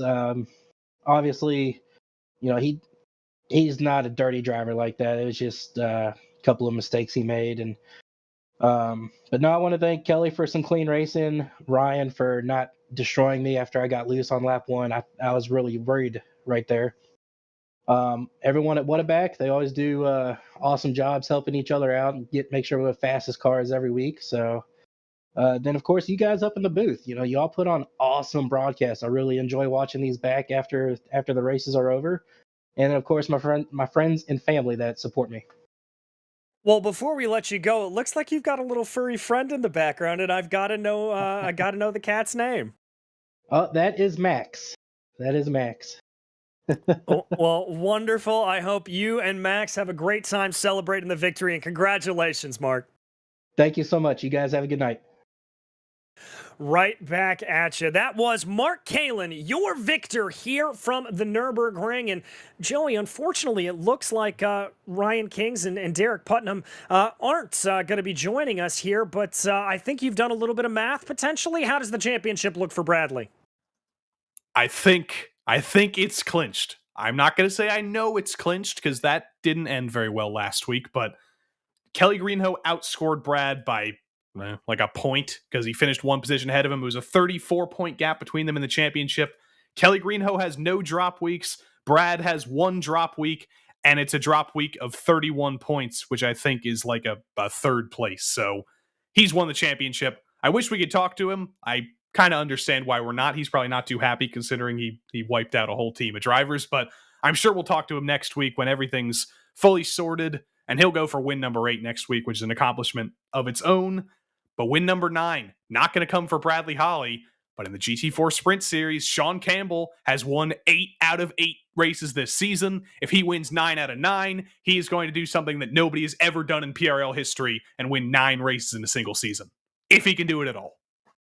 Well, that's going to be a perfect transition over for us because you are right. We do have a second race here on the docket. That's right. The GT4 series gets ready to head to Road Atlanta, one of my personal favorite circuits on the entire face of the planet. This is one of the spiritual homes of GT racing all around. And Joey, a great area for some fantastic racing, good areas for overtakes, and plenty of challenging corners here for the drivers. It's a lot of high speed. I compared it to Brands Hatch last week. I'll compare it to Lime Rock earlier. It's a lot of fast corners. There's some interesting downhill S's and sort of things. I've seen Sean Campbell and Justin Ream chatting here in the PRL Discord. They're talking about how the cars fight. The BMW is fighting Sean through the S's. The McLaren doesn't like the curbs going down the hill. So this is going to be a handful for every single driver in the field tonight. And again, that bodes for good racing. If everybody's struggling just a little bit, that means mistakes, and that means that maybe somebody takes Sean Campbell down for the first time this season, and maybe nobody does, but we have a good race anyway. I don't know, but I'm looking forward to it. Well, indeed, and as you said, let's go ahead and take a look at those championship standings because it has been a season of pure and utter domination up at the top of the charts for Sean Campbell, taking victories at every round this season. He holds on to a monstrous advantage over Adam Brockway, but fret not, there is plenty of good action down through the rest of the field, some very, very close running. Adam Brockway only 10 points ahead there of Darren Rutherford, Jerome Berthiaume, only 10 points back of Rutherford himself. Rob Campbell could be able to jump his way forward as he's only about 5 points off of Berthiaume. Carlos Lopez, only 10 points off. Owen Watts there, very close as well. Keith Bonilla, Francis Castillo Romero, all of these drivers only within about a 10-point gap of one another. And so that means we could have some pretty seismic shifts here in a very, very tricky Road Atlanta circuit. Let's also take a look over at the teams championship standings as things are a little bit closer there. Precision Racing Esports only leads by about 25 or so points over Hardpoint by Delta Sport. Actually, let's call that 31 points there. So that can go either way with multiple entries there for both teams in the field. A little bit back from them is YS Motorsports GT4 then we have Lunatic Racing, Throttle Thursday, Western Mass Motorsports, RSR by Butt Kicker, Mean Guy Racing, Thin Line Racing, and 499 Racing as they work their way around. But that is your team's championship standings, and we're going to be keeping a very, very close eye up at the top there, Joey, because that is going to be a fantastic battle to be able to keep an eye on, as it does look like we actually have one more driver here popping on into the interview booth before we jump into qualifying. Joey, I think you've got a quick moment to talk to our third-place driver, Derek Putnam. Yeah, we're waiting for all the GT4s to load into the session, so luckily that gives us a moment to talk to Derek Putnam. Hey there. My first question, Derek, did you expect to be on the podium when that race started? No, especially qualifying like 9th or so. I was happy to just be middle of the pack. Well, you made your debut here, what, a few races ago now? I think it was at Daytona. You've only had a few races in the PRL MX-5 series, and you've already got a podium. How's your short experience been so far in total? Man, I am loving it. I cannot recommend this league enough. Even just talking to my friend that was spotting for me, I told him my goal is just stay clean, just be there if the opportunity presents itself, and it did. Yeah, you did exactly that. Some of our other friends in the league struggled staying clean tonight, and I don't think I saw you make a single bit of contact. Did you have any incident points at the end of that? I had one off track. What a dirty guy. I'll take it. I know. I'll take it. Well, we got one more week to go. Silverstone National. How are you feeling about next week? I'm feeling good. I definitely, full disclosure, I have a 6-month-old at home, so practice time is a little limited. Whereas I think Silverstone, I'm a little more comfortable, so I'm looking forward to next week. And maybe next season, will we see you for the full season and maybe fight for a championship, top 3 in the championship, something like that? Oh, I don't know about top 3, but I'm definitely already signed up for it, so I'm looking forward to it. All right, we'll see you next week, and we'll see you next season too. Congrats on the podium tonight. Awesome. Thanks, guys. That was Derek Putnam, and just like that, we've loaded into the GT4 session here, and DJ, I think you're going to be really shocked at who's P1 in qualifying right now. It's some guy named Con Shamble. Color me surprised. It is Sean Campbell leading the way here early in qualifying as he holds on to about a 2.5 advantage over Justin Ream, the newcomer here. Well, we say newcomer, he's been around for a couple of weeks now, but Ream coming into the series a little bit late and being really the first one to be able to put that challenge to Sean Campbell. Owen Watts right now holds on to third place, followed behind by Michael Diaz and Adam Brockway. Looks like here, despite some of the problems that we were talking about with the curbing and the McLarens, we do have 2 McLarens up in the top 3, so it could be a good track there for the British America. And it's good to see the whole gang back together. We've had an Owen Watts-less couple of weeks. We've had Michael Diaz out since Sandown, I think. Adam Brockway has been around, but we've got the whole cast of characters, the whole top 5 here. And also Keith Bonilla is back. Jerome Bertiome's always here. He's always around to pick up whatever he's got. This is a very exciting field for tonight. I'm glad we've got all the characters. Owen Watts has almost taken Sean Campbell down this season. Justin Ream's almost taken Sean Campbell down this season. Michael Diaz and Adam Brockway have both done the same. So we're in for a good race at Road Atlanta. We've got all the ingredients here. We've got a BMW that seems pretty strong on the straights. We've got a McLaren that seems pretty strong in the corners. And we've got a Mercedes that's strong in just about everything as well. Yes, we do, as we watch Jerome Berthiaume there working his way down into 10 and 10A, one of the prime overtaking areas on this circuit. That is going to be one to check out for sure as drivers work their way around. Jerome actually going to be pulling down pit lane here. He is currently in 7th place as Michael Diaz able to set a good time there. That's going to bump him up into P3 right now in the Mercedes, only 19 thousandths of a second off of Justin Ream in front of him. So that's only going to be about 0.3 of a second separating our top 3. That second mark that we like to talk about that separates the drivers, that will be between 1st and 8th right now. Justin Ream's still going around here. 0.3 of a second is a pretty big gap up to Sean Campbell, but if anybody can bring it down, it'll be him or Owen Watson, one of those McLarens, I think. But Jerome Berthiaume, one of the few BMWs, for as dominant as it's been in the hands of Sean Campbell, nobody else seems to really want to drive the BMW, but Jerome has always stuck with the BMW. And one driver with 2 rounds to go in the season, Matias Arangua, has finally ditched the Aston Martin. He's picked up the BMW for the last 2 rounds of the season. He's going to take a 20-point penalty for that, but he's not fighting for the championship either way. He thought, I might as well take a shot at the BMW, might as well get some experience, and that's 3 BMWs in the field now. But Darren Rutherford's still in the Aston Martin, and Nicholas Carangis is still in the Porsche. 2 cars that haven't been so dominant, but clearly these guys are comfortable with these cars, and when you're comfortable in a car, there's no real reason to switch. All right, as we only have less than 5 minutes left to go here, looks like Adam Brockway is in pit lane as of right now. Watching here as that is going to be the lunatic racing machine of Rob Campbell working his way down the backstretch. And Joey, this is a track that, despite all of the tricky corners, particularly in Sector 1, it is going to be a pretty draft-heavy circuit there, I think, coming down this area of the track, going down into 10A, and we could see some pretty gutsy overtakes there, trying to be late on the binders going down into that corner. Overtakes have to be gutsy at Road Atlanta to work out, but the drivers in the field here, they have experience at a place where it's hard to overtake, where you have to make gutsy overtakes. At Imola a few weeks ago, at Lime Rock a few weeks ago, at Brands Hatch last week, we didn't see too many overtakes at Brands Hatch, to be completely honest, but at Lime Rock, we had a great battle for the lead. At Imola, we had an absolutely insane battle for the lead between Campbell and Watts for the whole of the race. So I think that bodes well for this race. I think we're in for some close racing, but we're also in for some fuel saving and some unorthodox fuel strategy with such a long straight. We know Sean Campbell loves to save all the fuel he can in the first stint of the race, and I can't imagine tonight's going to be any different.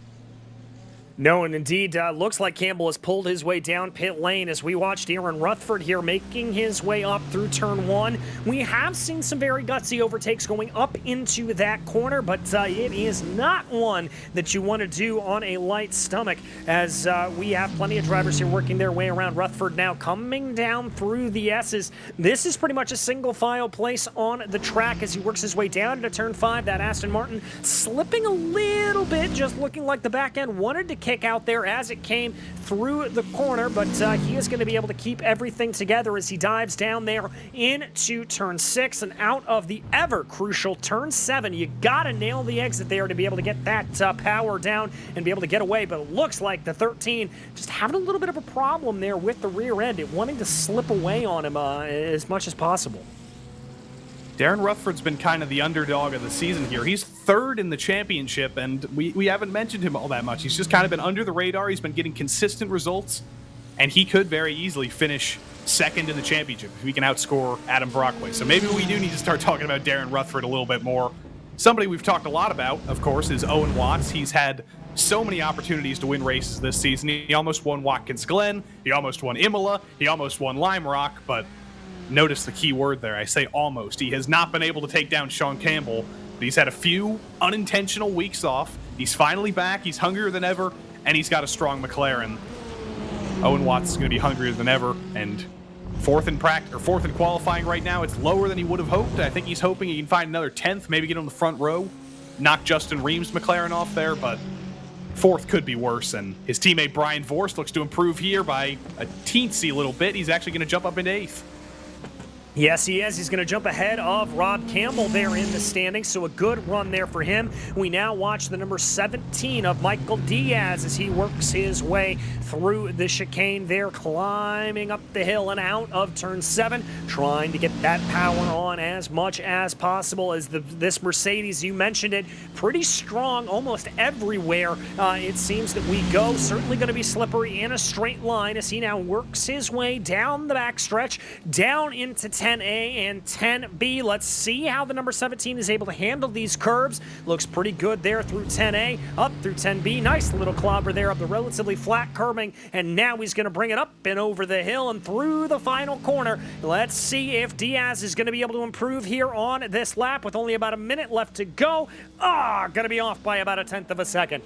And that's so frustrating at Road Atlanta, where you're so high on the commitment level every single corner to run a perfect lap here. You can't even think of how you could go faster sometimes. You're like, I've given the most commitment I can physically give. I've driven a lap that feels faster than anything I've ever done, and somehow I still have to find 3/10 and go even faster to beat Sean Campbell. It's always a frustrating feeling, and I'm sure Michael Diaz is frustrated to run basically the same lap time, a very good lap time, but unfortunately a very good lap time in this series is only good enough for 3rd. Justin Ream is probably feeling those same feelings right now. It looks very similar to Michael Diaz tracking to the line. It's a McLaren instead of a Mercedes, and again, same lap time. Best lap time you've ever driven at any track ever. So much commitment, and you got to pull 3/10 out of thin air.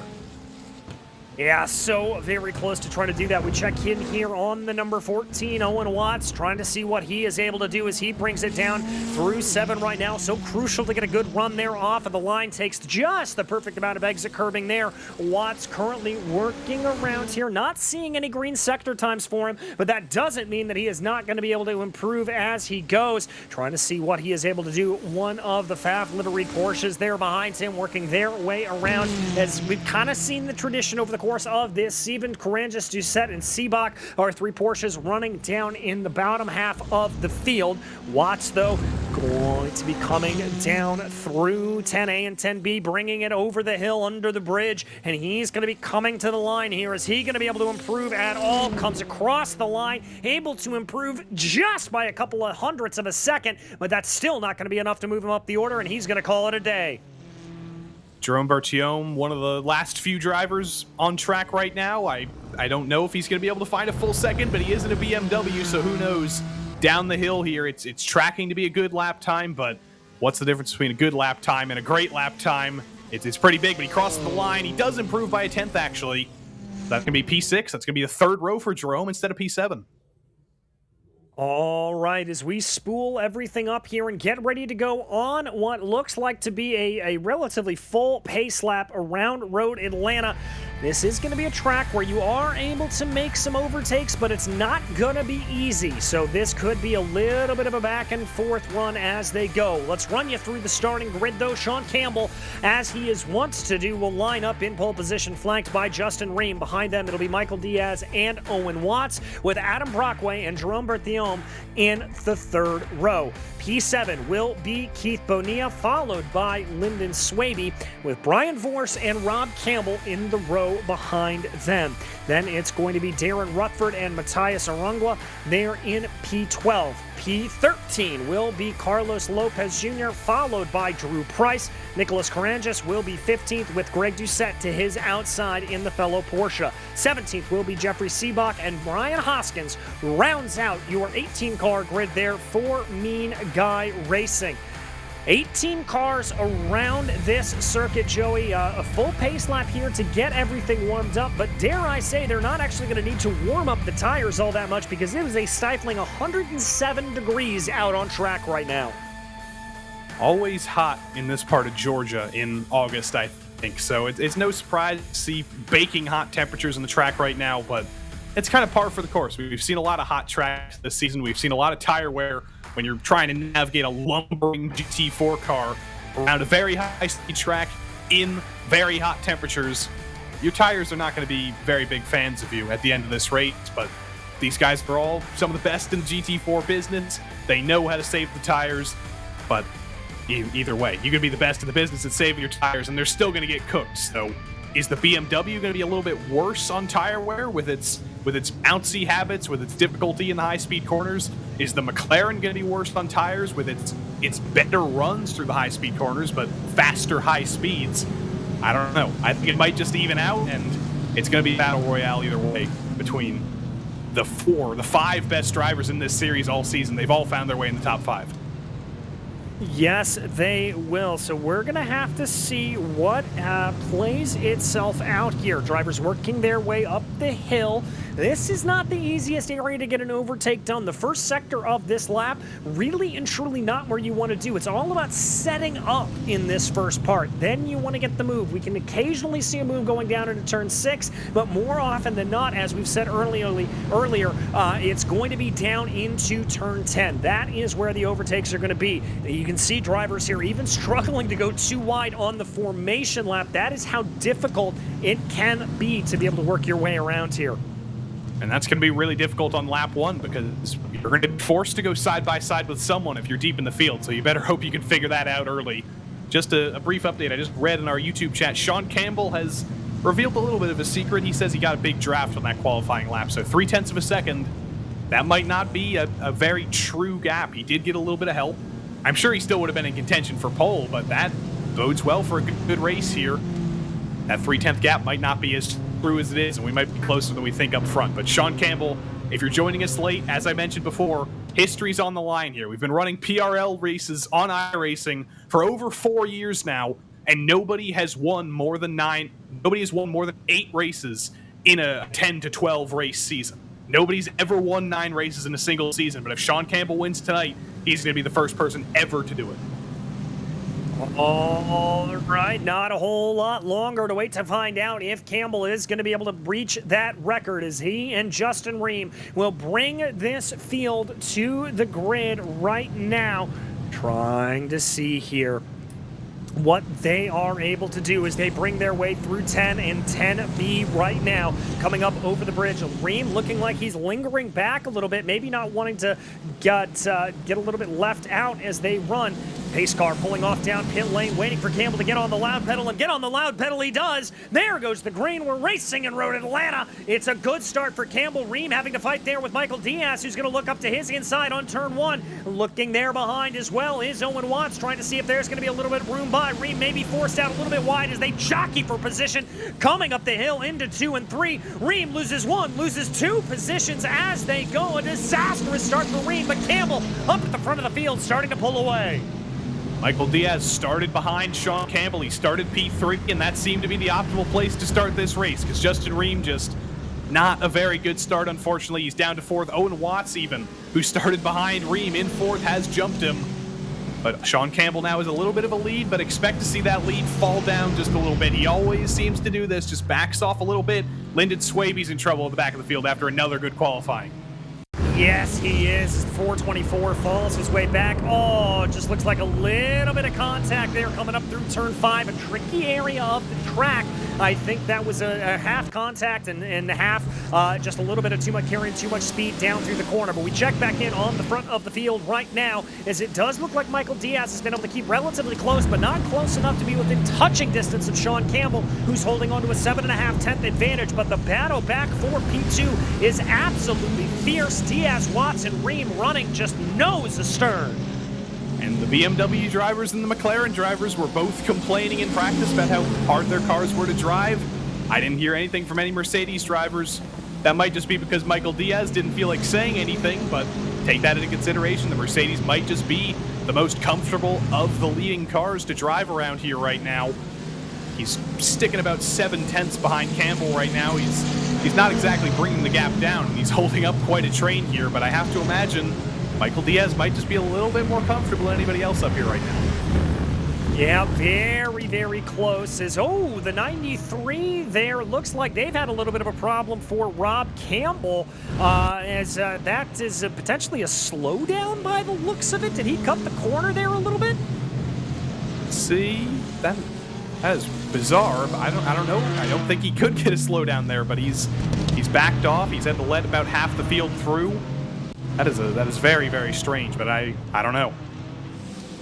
All right, well, as we continue to work our way forward here, it looks like Justin Ream losing touch with Owen Watts up ahead of him. That is not good news there for him as he continues to work his way forward, or at least tries to right now. But diving down into the corner, I can tell you that Michael Diaz has been able to get that gap down a little bit more to Sean Campbell. It's now hovering at about 0.5 of a second, but Owen Watts looking very, very fearsome behind as well. Owen Watts, I think, is going to play the smart game here. It's the same dynamic we talk about in the MX-5s. The organizers made a very good choice, I think, putting the MX-5s and the GT4s in the same night, because we're seeing similar dynamics in these races every single week. We're seeing the first stage of the race, we're just kind of running in line, we're running in lockstep, saving a little bit of fuel in the first stage, and then once the pit cycle goes by, everything goes out the window and you're racing hand over fist for every position you can get. But this is what we've seen every single week, just running in line. Owen Watts saving a little bit of fuel behind Diaz, Diaz saving a little bit of fuel behind Campbell, and Campbell saving a little bit of fuel behind nobody, but somehow still saving more fuel than everybody else in the field. It's close, but stick around with us for 15 more minutes and it's going to get even closer. Well, and you saw there Michael Diaz having a little bit of a bobble coming up out of turn 5. He's able to gather everything back up under him, but I think this is going to be a prime opportunity for the McLaren of Owen Watts, that hardpoint Fidelity Sport driver, and indeed, he's going to be closing up behind, looking down to what will be the inside of turn 10A as they come down into the corner here, getting onto the binders, and it looks like they're going to be side by side into the braking zone, but that hardpoint driver able to eke his way ahead. Good move there by Owen Watts, and now he's going to have his eyes firmly set ahead of our presumptive champion there, Sean Campbell. But let's also keep an eye here on Justin Ream, the fellow McLaren driver, looking like he wants to be able to get a move here on Michael Diaz. I'm actually surprised that Owen Watts went for that move. I expected him to just kind of run in line, keep the train going, but clearly he thought that he was much, much faster than Michael Diaz, and he knew that he could make that move and get by and also not lose any time to Sean Campbell. And he was right. He's done exactly that, and he's actually closed the gap after making that move. So Justin Ream's probably going to learn from that same exact thing. He's going to think, if I can get by Michael Diaz, if I can get as close as Owen Watts did, I can make this move cleanly without losing any time, and I can go chase down the rest of the top three. But he's got to get a little bit closer to do that. Yes, he does, but I'll tell you what, Justin Ream's got to be a little bit careful from the behind there, as that is Adam Brockway starting to close in on the back there. Your currently top-placed Aston Martin driver riding around in 5th. They all come off the line there in turn 7 relatively decently, but it looks like the closest battle we've got is going to be Ream and Brockway. Can Brockway potentially be able to send a little bit of a move here as we keep an eye on that gap? It looks like it's expanding. Maybe that Aston Martin not quite having the legs that the McLaren does. down this long back straightaway. Diving down now into turn 10. Doesn't look like anything's going to play off there, although a little bit off of the apex was Michael Diaz. And now we're starting to separate out here a little bit. The gap holding at about 1 second between Owen Watts and Michael Diaz, breaking away from the top two and these drivers back in 3rd, 4th, and 5th. You can tell Diaz was just a little bit of a road stopper there, holding up Owen Watts and holding up because Justin Ream too. But look up front, Owen Watts is all over the back of Sean Campbell. Is this the McLaren firing up, or is this Owen Watts just pushing a little bit harder than Sean Campbell early? Either way, that was the closest we've seen. I think he's had to back out of it just a little bit through the S's. That's kind of the give and take of attempting to go for a move there. But Owen Watts is there. We've got a battle on our hands. Yes, he is, but look at that. He's dropped back to the tune of about 0.2 of a second here. The gap holding at about 4.5 tenths as they dive into the braking zone for turn 6. Let's see if that McLaren can get a little bit of a leg here over the BMW as they get their way out of turn 7 right now. Everybody climbing up the curb nice and easy. The good news here for the drivers in back is because of that little bit of a loss of time, as you mentioned there, Joey Watts having to back off a little bit coming down through the S's. Diaz has been able to close in a little bit more. The gap now down to 0.7 of a second as Watts now hungrily hunts behind that BMW, looking for as much slipstream as possible. Has a little bit of a look there to the outside, but nothing too serious. Diving down into 10A, but look at that gap just getting down closer and closer. Only 0.2 of a second now separating your leaders. Owen Watts is able to get a great run through this final corner. That's the McLaren. It's great advantage in high-speed corners. The last corner and the first corner at Road Atlanta are fantastic for Owen Watts. They're a little bit slow and lumbering for the BMW, so Campbell is struggling, but he's able to hang on. Watts not able to go for a move. He's not close enough to even think about a move, but that might actually be good for him. He's able to get back in line here, run single file through the S's, run the proper line, and just make sure Sean Campbell can't get away. But also just in that momentary battle they had there, Michael Diaz has completely closed that gap back down, and if that Mercedes is strong in a straight line at all, he might have a shot to take second back. He will, but I think it's going to have to come at the expense of a little bit of an error here from Owen Watts. We've seen that McLaren have some good legs in a straight line, but let's see how they handle the exit here of turn 7. Working their way around right now, and Joey, I've got to agree with you. Little bit of a twitch there for Diaz. That could have cost him ever so slightly. And indeed, that gap's going to hold at about 0.4 of a second. Starts to come down just a little bit on the long back straightaway here, but I don't think it's going to be close enough to be able to send a move down into 10. And indeed, it is not. I can tell you, though, that Owen Watts does hold on to the fastest lap of the race, set on lap 4, as that was the one that he got very, very close to the back. A little bit of dust getting kicked up there down through turn 10 as everybody winds their way up and over the bridge with about 10 minutes down here in this race. 30 minutes of action to go, and it's going to be a lot of action, I can guarantee. Owen Watts is just sticking to the back of Sean Campbell like we've seen so many times. Here's one of our new BMWs, Matias Arangua. He's finally said bye-bye to the Aston Martin. He's in the BMW. It's been a little bit of a struggle so far. He's down a little bit further than normal. Rob Campbell's down further than normal. You don't go side by side through the final corner often, and he had to back out of that one a little bit. Nicholas Carangis, I'm sure, feared for his life on the outside there. But Campbell is very, very hungry to make these moves, and it's a matter of time until he gets through Carangis, just maybe not through the final quarter. Yeah, that's a very, very sketchy place to be able to get a pass done, and I think I've got to give a little bit of credit there to both drivers being able to keep everything on the black stuff. But now as they come down through turn 7, we've got to focus back in on the battle for the lead, because this is the closest we've really seen Owen Watts be as they exit at turn 7. The draft coming into big play here down the back straightaway. That is going to be that's Nicholas Carangis around going down through the S's. But we focus back here on the battle for the lead. Down to a 10.5 for Owen Watts. Does he send the move here into 10? That's a defensive line from Sean Campbell. He certainly thought there may have been an attempt, but Owen Watts, not to be deterred off of the line, stays in line, and they're going to now climb their way back up and over the bridge, under the hill as they go, and working down through. Everybody having a lot of patience here in this top 5. The McLaren's just not good enough in a straight line. That's been the story of the season. It's just not good enough to do anything, even in the draft of the BMW. It just can't close up, and Watts hits the curb, and he gets loose, and that's going to let Diaz just drive straight around him. McLaren might not be good on the straights. We were also told that it's not very good over the curbs, and Owen Watts shows us the first real example of that. Yes, indeed, and that's going to drop him all the way down to 4th, and crucially, it's now going to be back down to Michael Diaz again to be able to close that gap between himself and Sean Campbell, working their way through the left-hander now as they climb up and over the hill, trying to see what's going to be able to happen. Watts looking a little bit aggressive there on the back of Justin Ream as they go into turn 6. Not traditionally a good overtaking zone, as that's really only about a 3rd or 4th gear corner.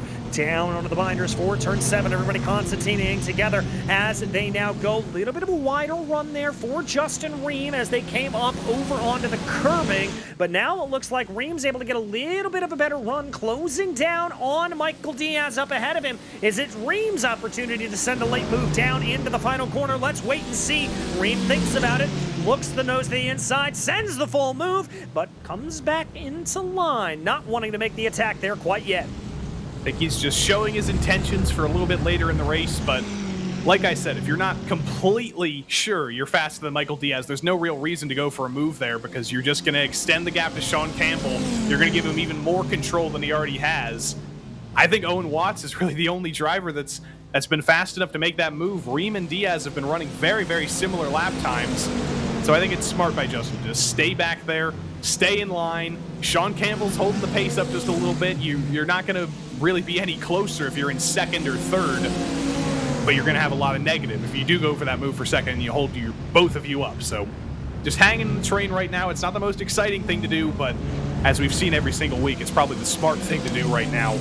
When the pit cycle comes, it's going to be every driver for themselves. But right now, everybody's saving fuel, everybody's thinking strategy, and everybody's thinking, I can't beat Sean Campbell on track, I got to do it in the pits.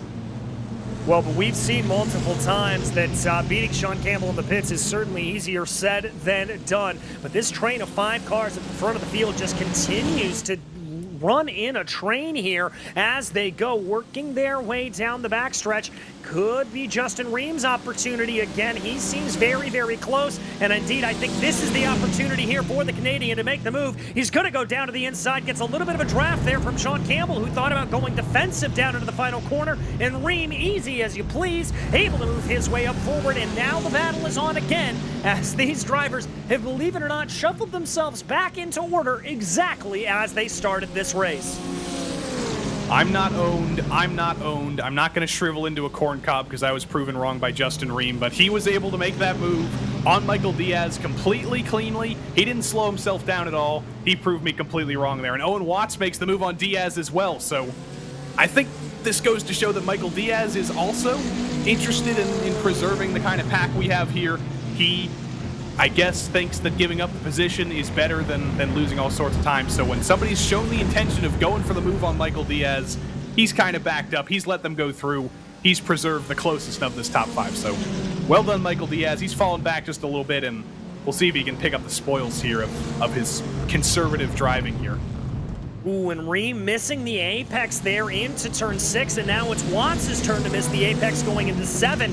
Could this be an attack now from Michael Diaz, who gets a good run there out of that corner leading onto the backstretch? The Mercedes, rather, all over the back of the McLaren right now, waiting to see if he's going to be able to get a nice heaping of that draft to get the move that was taken away from him into the final corner. Waiting to see. No, he is not going to go for it, and indeed, it looks like that little bobble there from Ream is going to be enough to force him off of line. They come up through the corner, the gap growing a little bit, near of about 0.5 of a second between Sean Campbell and Justin Ream. So that is not good there if anybody wants to dethrone him. But once again, we could see a little bit of fuel saving come into this as people try to maybe dispatch that BMW driver. Problem is Sean Campbell's also been fuel saving, which is, it's the problem. Every single week, I feel like I have a script of things I need to say every single week because we find them happening every single week. Sean Campbell saves a mythical amount of fuel up in the lead. He kind of holds the train back just a little bit. He has the shortest pit time of anybody in every single race, and then you just hope and pray that somebody can stick with him after the pit cycle. Justin Ream, for the past couple weeks, has not been able to do with that. Remember at Road America when he made his debut, he was right to the back of Sean Campbell when the pit cycle started. He put like 2 seconds too many of fuel in the car, and he lost that race. Owen Watts at Imola was able to stick with Sean Campbell after the pit cycle. He just wasn't able to beat him in a hand-to-hand combat on track. So it's almost impossible to predict. Sean Campbell can either win the race in the pits or he can win the race on track. Either way, beating him's going to be hard, but there's still 4 drivers with a really good chance here. This is the closest we've seen an entire field of 5 drivers, all the main characters of this season. They're all together here for the first time. Yes, they are. Would you look at that, Joey? Again, Sean Campbell feeling the need to go super defensive down into turn 10A. Now, that's going to indicate to me that he is certainly feeling a little bit of the pressure from behind from Justin Ream. Now, I'm not entirely sure why, because it's not like Ream was all up behind his tailpipe being able to get that pass done. But again, he goes defensive there into turn 1. I think Sean Campbell's feeling the heat here a little bit. He's either feeling the heat or he's just kind of showing his edge here. He's just showing, once we get through this pit cycle, once you actually have to race me, it's not going to be easy. I'm going to be defending. I know how to defend. I don't make mistakes. You're not going to get by me. I think that's mostly what he's doing here. But he might have to defend for real. Owen Watts makes another mistake, and that's going to be even costlier. He's not going to hit the wall. It's a good save, but that's another mistake for Watts, and he's going to fall all the way to the back of the train.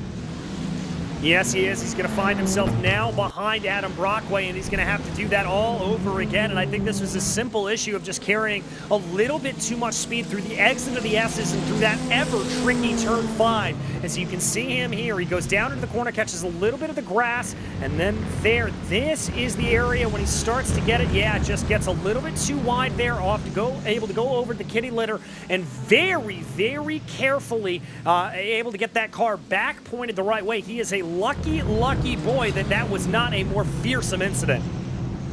Justin Ream was really, really close to the back of Sean Campbell there under braking. That was the closest we've seen him. But again, I'm just thinking in the future here. Once everything cycles through in the pits, I hope it all cycles through well. I hope everybody saved a similar amount of fuel, and I hope we're as stuck together as we are now later on in the race. But I'm thinking of where Justin Ream can actually go for this move. We've seen easy moves down at the bottom of the hill through the final chicane, but that was on Michael Diaz, who was kind of backing out. Sean Campbell's not going to back out. Of course, he's going to preserve himself. He's one of the best wheel-to-wheel drivers, if not the best wheel-to-wheel driver in any PRL series, but you got to think about how you're going to race him side by side. How aggressive are you going to be? Is he going to back out?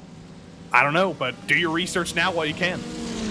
Yeah, indeed, do that research. By the way, a little bit further back in that pack, you can see that hard point by Delta Sport driver of Owen Watts was able to get by Adam Brockway, so certainly that mistake hasn't blunted his overall speed. We keep our eyes here as, again, this stalemate, let's call it, just continues to develop between these top 3, Campbell, Ream, and Diaz, running all within about 6/10 of one another as they fly down the back straightaway. Now, the question here is going to be if Ream... Ooh, he's getting very, very close there. Does Campbell go defensive again? Interesting. That's the closest we've seen Ream. And on that occasion, Campbell doesn't go defensive. Oh, but kicking up a good amount of dust there coming through the corner. We've got a couple of drivers getting a little frisky.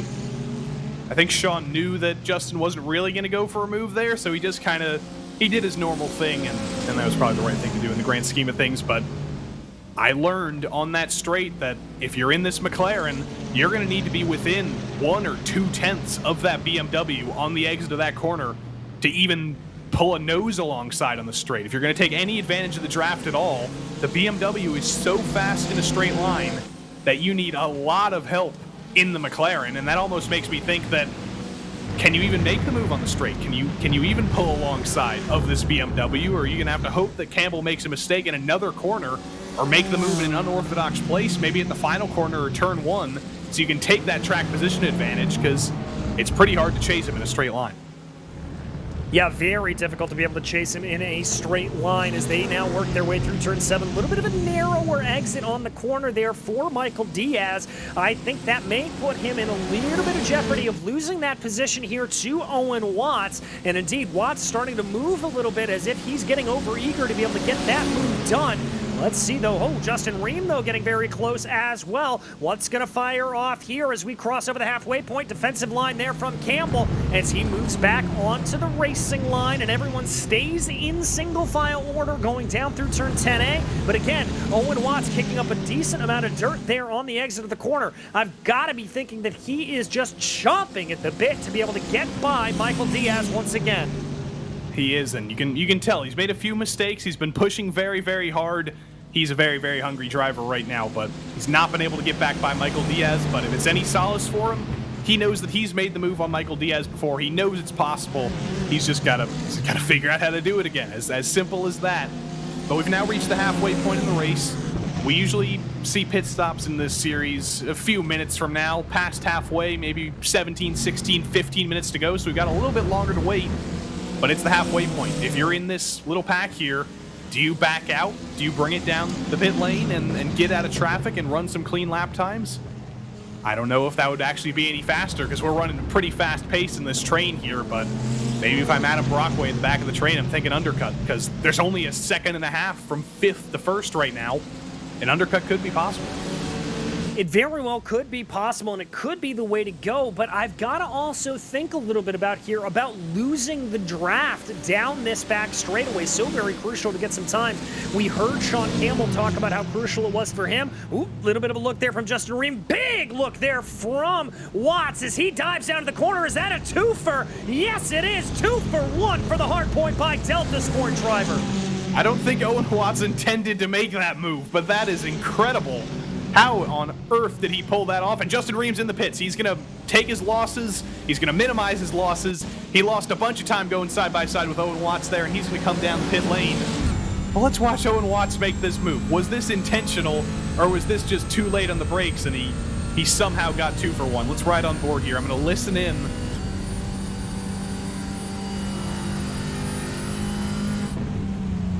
Oh my God, how? That's my only question. How did he get that car slowed down? I don't think that was unintentional. I don't think that was a mistake. He was just trying to go for it on Michael Diaz, and he got 2 for 1. I think you're right about that, Joey, and it certainly was an impressive move. But now the question's going to be, was Sean Campbell 1.1 seconds away from these drivers? Is he going to be able to slip away here a little bit more as they run? We're going to see here because now Michael Diaz looks like he's got a little bit of a run coming on the back of Owen Watts. And are any of these drivers now going to opt to come down pit lane after we saw Justin Ream come down as well? What is going to be the strategy here? Diaz doesn't look like he wants to make the move going down into 10A as there they work their way through the corner, kicking up a little bit of dust as they've done nearly every time on this race distance. Looks like nobody's going to come down pit lane, so nobody wanting to emulate Justin Ream here at this point. I think that Owen Watts move might have been a great move for second. I don't know if it was a great move for the win because, like you said, the gap is expanded. Sean Campbell is still backing up the pace just a little bit. He's still not ready to bring it down the pit lane, so Owen Watts is going to get a little bit closer, but that's the biggest this gap has been. You can even see with Adam Brockway. He was 1.3 seconds behind the lead in 5th. Now he's 2.3 seconds behind the lead in 4th. So Owen Watts, probably not the move that's going to win him the race. It's the move that's going to get him second, and I might be proven wrong in the pits, but just about everybody else is coming down pit lane right now, so expect the top 4 next time by. Yeah, Jerome Berthiaume, Keith Bonilla, Brian Forrest, Aaron Rutherford, Carlos Lopez, Matias Arangua, Swaby, Price, Hoskins, Seabach, everybody coming on down. It looks like this could be the end of the fuel cycle there for them, so we're going to have to see what these leaders do as we tick closer and closer with 16 minutes left to go in this race. It does look like Sean Campbell has been able to extend that gap just a little bit up to about 1.2, 1.3 seconds as they run. Coming down now into the braking zone. Little bit of a look in the back there from Michael Diaz, but not going to go for it into turn 10. Justin Ream spent 16.3 seconds in his box. Just about everybody else in the field has been between 18 and 19. Campbell's going to stay out. Campbell's going to go again, but here comes Watts, here comes Diaz, here comes Brockway. This is scary because Sean Campbell is going another lap. That tells me that he's saved an absolute tankard of fuel, and he might just have the shortest pit time anyway. The undercut for Justin Ream, it could work here for second, but we got to wait and see here. 38.5 seconds in the whole of the lane, 16.3 seconds in the pit stall for Justin Ream. Watch those yellow numbers on the side of your screen for Diaz, Watts, and Brockway. We'll see how they match up. Well, and crucially here, we are hearing that Campbell was clutching and coasting on that first run, but he was able to set the fastest lap of the race last time by. Here comes Justin Ream, though, out of the final corner. Diaz is going to be the first one to get away, waiting to get onto the pit speed limiter, and Ream is going to lose out to Diaz. It's going to be a drag race between him and Watts as they go down into the corner. there it is. It's going to be Ream into what we assume will be third place, and it is in third place now as they run. Watts very close behind his fellow McLaren driver. And the undercut has not worked at all, unfortunately. It's kind of expected. These drivers are not changing tires in the pit cycle here. They're just putting fuel in the car. But Sean Campbell's actually going to find lap traffic here through turn 10 and 10A, so that might have slowed him down just a little bit. He is going to bring it down the pit lane, but he's been clutching and coasting. He's been playing with the field. He's been playing with our emotions. I am just preparing for a ridiculous pit time here. 16 seconds for Ream and Diaz, 18 for Watts, 19 for everybody else. Is Sean Campbell going to be in the pits here for like 13 seconds? I would not be surprised, but let's see. Let's see indeed. Sean Campbell coming down into the box, and that first pit stall hits his marks good. So that's the first indicator here as the clock ticks away. 5 seconds in the pits. Diaz just now coming over to the bridge as he works his way through 11, 12. Diaz waiting. 15.5, a full second clearer there for Sean Campbell, and he is going to bring that car out of pit lane and have a decent lead here. The gap, let's call it about 3.5 seconds. Campbell has done it again. I have no words. I don't know how he keeps doing this, and I can never explain it. He is just the master of fuel saving here. Whether he was clutching and coasting on that last run, so I guess I can't say I can't explain it, because he's using techniques that we know exist, but they're so hard to pull off. They're so hard to execute. And somehow every single week Sean Campbell manages to surprise me and pull just insane fuel saving, and he's got a 3-second gap to Michael Diaz. Unless there's an active warfare here that takes him out, I think Sean Campbell's going to win this race, and it now becomes a battle for second between Diaz and Ream and Watts. Yes, it does. Who is going to be the best of the rest here as that gap has stabilized at about 3.2 seconds here at this point for Sean Campbell. So we can effectively say that he has streaked off into the distance and will not really have too much of a battle here going for the rest. But as you said, that battle here for second and third going to be very, very fierce. Michael Diaz able to hold out right now. I've got to say, Owen Watts, the real loser out of all of this. He had an 18.2 second pit stop. That is 2 seconds longer than everybody else around him, and 3 seconds longer than Sean Campbell's. Justin Ream, though, setting the fastest lap of the race last time by. And I think I know why Owen Watts spent so much more time in the pits, because he was the most aggressive driver on that first stint. He was going for moves constantly. He was going full bore, and I imagine he used more fuel than anybody, because he also had to recover from mistakes, and that kind of explains the gap in the fuel between him and the rest. But Greg Doucette, has he pitted? He has. Matias Arangua, I think, has gotten into a little bit of trouble with Greg Doucette, but Greg Doucette started at the back of this field. I think he qualified, 18th or 19th, and he's P11 right now, but let's see what happened between him and the newly BMW'd Arangua. All right, this is going down into turn 10. Oh, it just looks like miscommunication there in the braking zone, and Arangua very lucky to be able to keep that car pointed the right way. Almost an unsafe rejoin, but able to get that BMW pointed in the right direction, keep it going.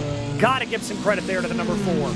Yeah, I don't think that was an unsafe rejoin. I think he was at the will of physics there. He was not in control of the vehicle. I'm just amazed that he didn't manage to hit the wall there, but yeah, he just came over a little bit to the right and hit Doucette. But I'm glad Greg Doucette didn't get taken out by that, because this has been a great race for Greg, and he might get a top 10 out of this by the end of it.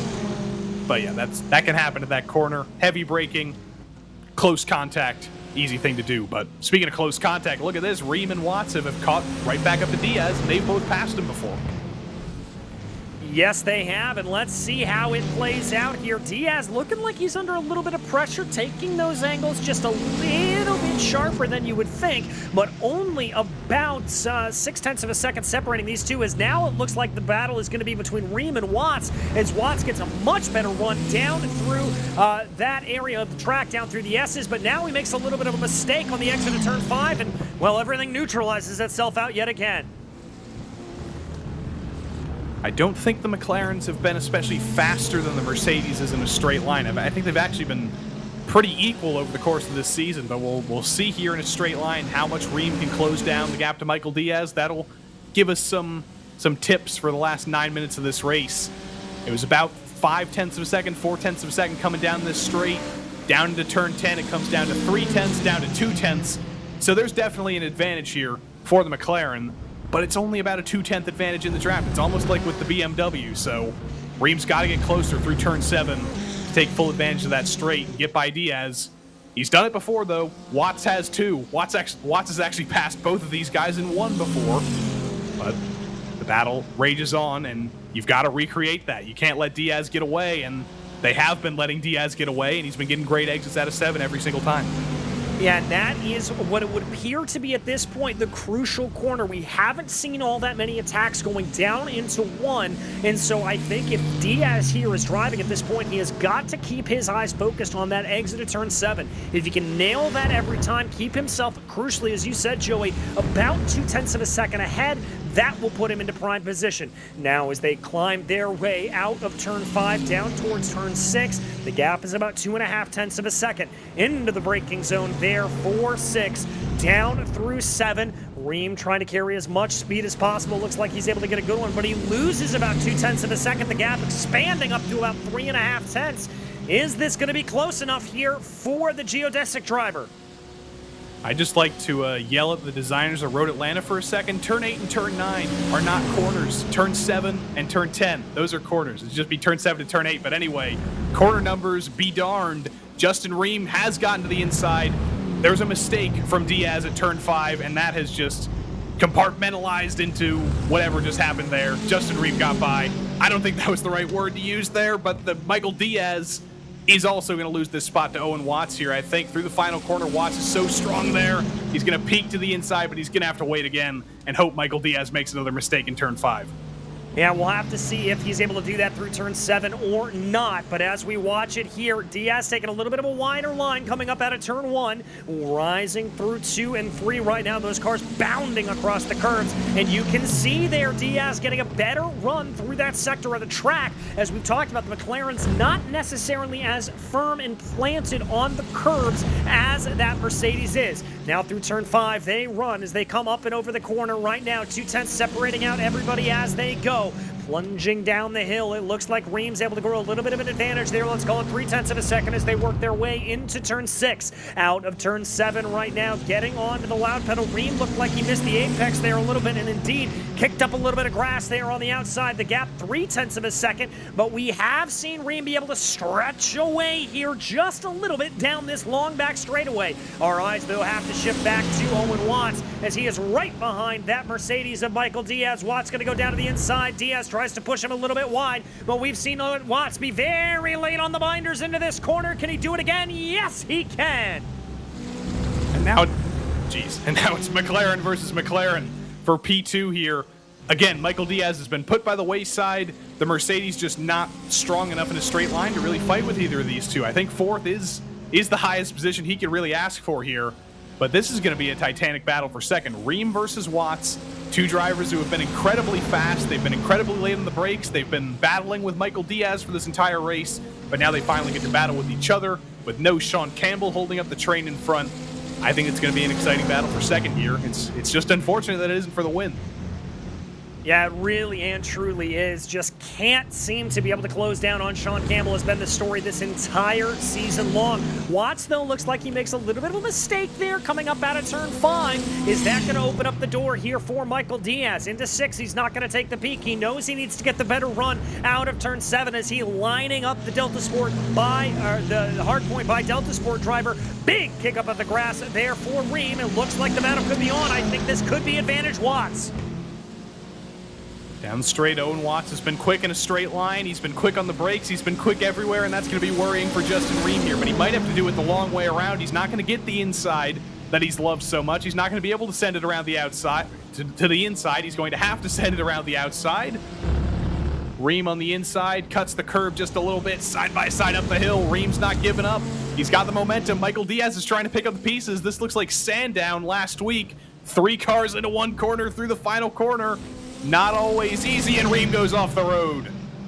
That car getting very, very squirrely there, but he's able to hold it in together. But Reem is going to lose not one, but 2 positions by the time they dive into turn 1. And with under 5 minutes to go here, he is running out of opportunities to be able to gain that position back. The geodesic driver is going to have to try to get himself forward as much as he can, but he is down about 3.5 tenths to Michael Diaz. So he's going to have to see what he can do. It looks like he's running that car a little bit ragged. I saw him get a little bit squirrely there coming through the S's. Owen Watts has been ragged over the course of tonight. Michael Diaz has been picture perfect, but he's on offense instead of defense. The same dynamic we mentioned all the time. It's always hard once you actually have to get on the attack, especially in a car that doesn't seem to be very quick on the straights. But Diaz is right to the back of Owen Watts here through turn 7. That's the closest I think I've seen him on the exit, but he's just losing time here on the straight. It's like he's driving a rock, unfortunately. Justin Ream might have a shot at him into turn 10 here. I think he actually will. He's closing up to Diaz far quicker than Diaz is catching up to Watts. Look for Justin to the inside here. He's going to think about the move, but a little bit of movement in the braking zone there for Michael Diaz is going to deter him from really doing anything. Meanwhile, Sean Campbell up in front has been able to grow this gap upwards of about 5 seconds as these 3 continue to squabble for the final podium positions. It looks like there that Justin Ream's not able to get the launch that he really wanted to out of turn 10, and he's going to lose a little bit of time back to Michael Diaz, but he gains it in on the start-finish straightaway, has a little bit of a peek to the inside, but that's not going to be enough for him to be able to get the move done. Now, Watts holding out here ahead of Michael Diaz. This has been the Achilles heel for the McLaren, bounding over these curbs, and indeed the Mercedes is able to close in behind as they run. Seeing what they can do as they come through the S's right now. Going to be on to the binders through turn 5, and nothing playing out there yet, but oh, Diaz with a full head of steam. Somehow a little bit quicker in the corners than the McLaren. Who knows how that's possible, but he's going to have to go around the outside at turn 6. That's not easy. He's actually going to put the bumper to Owen Watts just a little bit through turn 6, but he's going to have to get in line here.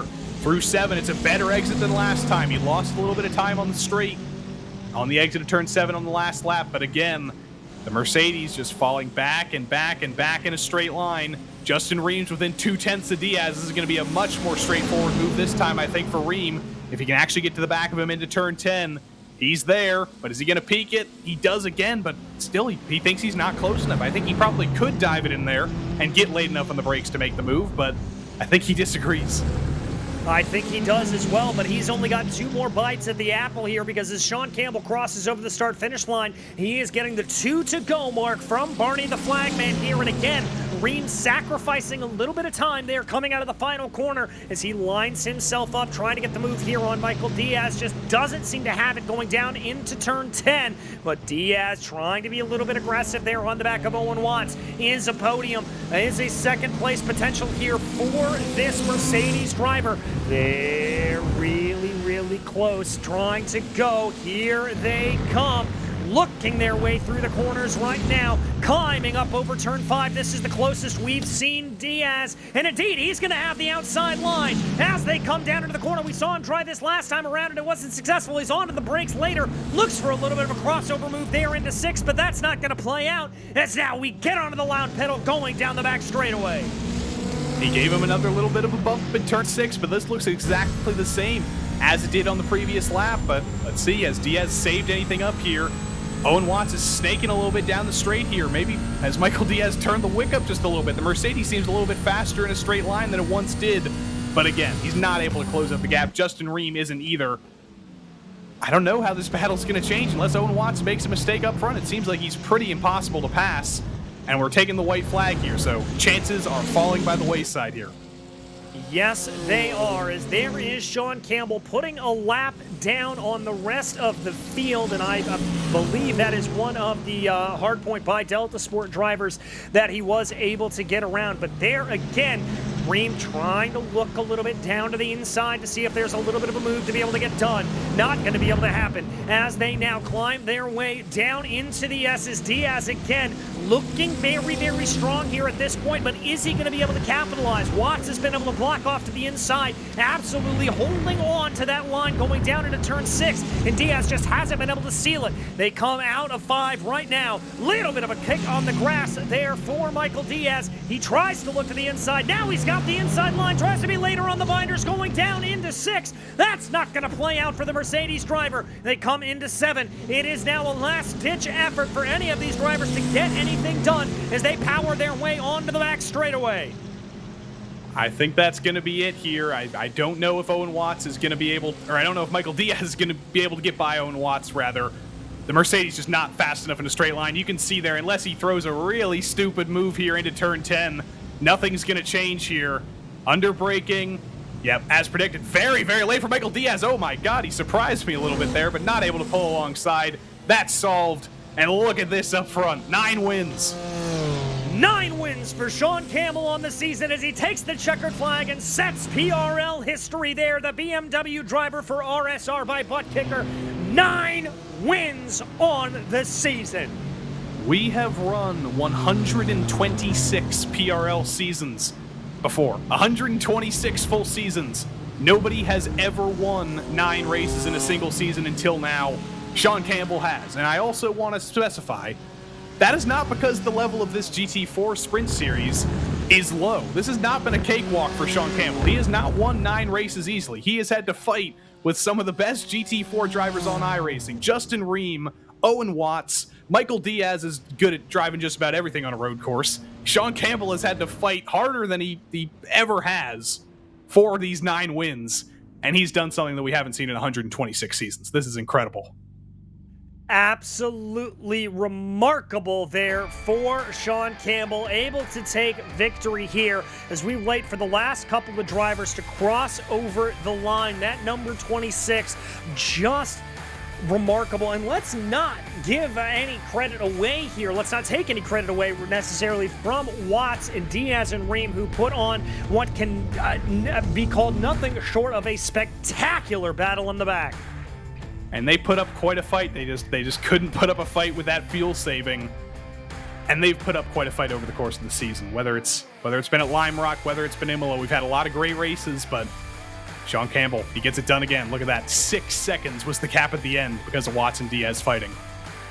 Absolutely remarkable. And there you see Campbell, Watts, and Diaz, your podium here, followed by Justin Ream and Adam Brockway. Keith Bonilla came home in 6th, followed by Darren Rutherford.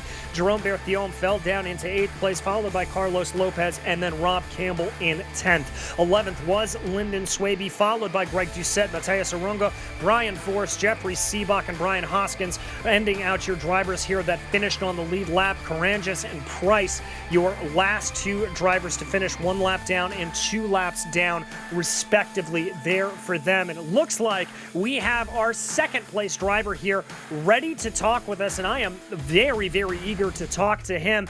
Owen Watts getting saddled up here and ready to join us in the commentary booth right now, and just getting his headset on to be able to ready to talk to us. Owen, it seemed like an incredible battle there, especially coming out of the pit stops. Talk me through those last couple of laps between you and Diaz and Ream.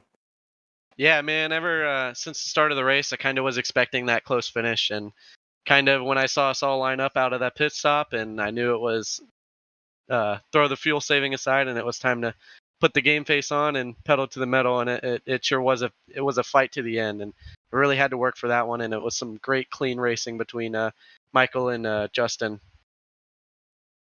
Really fantastic stuff. And I have to ask you, the double pass you were able to execute, walk me through that, my friend.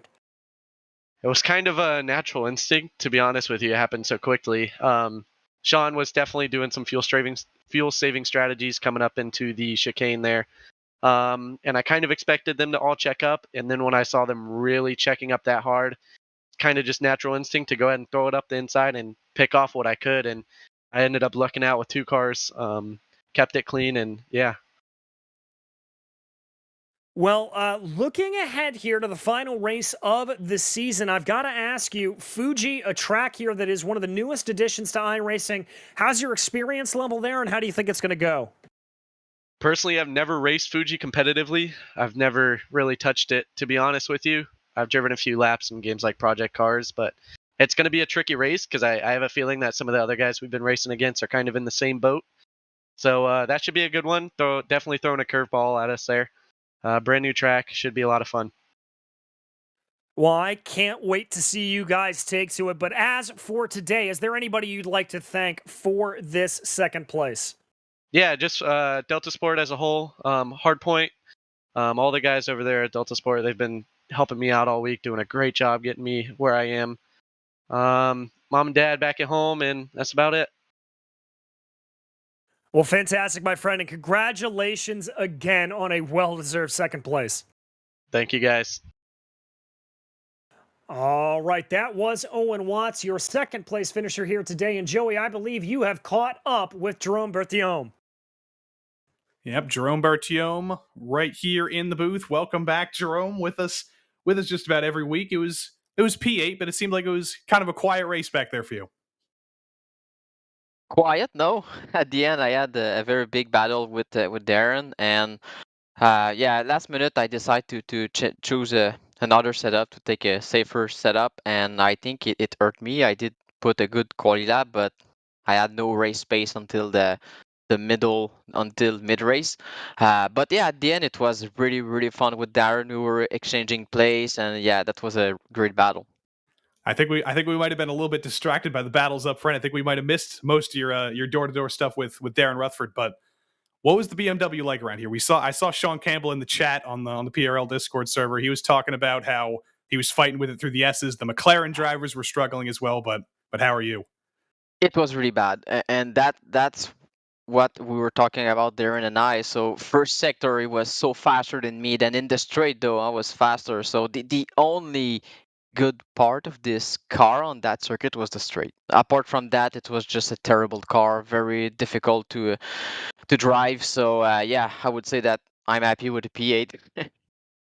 All right, and I don't want to talk to you as Jerome Berthiaume driver anymore. I want to talk to you as Jerome Berthiaume Precision Racing League owner. Sean Campbell has just done something that has never been done in, I believe, 126 seasons of NASCAR, GT3, GT4, prototypes, open wheel, whatever. He's won 9 races in a season. What does that say about the level of all these Precision Racing League series that we have now? He's now an all-star of PRL. This is crazy what he achieved, and luckily this is pretty new, but I can announce it here. We're gonna start sending poster of every championship winner, so that we will be super glad to just send a poster to Sean for all he achieved. So I can check also with my partner if we can make something special for him. It's just an amazing achievement that he made, and he just hit PRL history. So yeah, he's just one of the best. And I imagine the level's only going to get better as people continue to sign up. We've already got however many people signed up for GT4 next season, and it's only going to get even more exciting. Yeah, exactly. I'm expecting more driver to sign up, but we already have 3 series out of 8 that are already closed because we're full, and the season is starting in a month. So yeah, that's gonna be a fun season next season as well. In the GT4, we have pretty much the same setup, so that's gonna be the same kind of excitement. All right, well, we will see you next week at Fuji, and hopefully we'll see you next season too. Good, thank you. That was Jerome Berthiaume, P8 tonight, and always ever helpful running the PRL. But DJ, I think I see a unicorn. Sean Campbell. Sean Campbell's going to talk to you, DJ. He is indeed Mr. 9 wins on the season, a feat that has never been equaled in the Precision Racing League. Sean, how does it feel?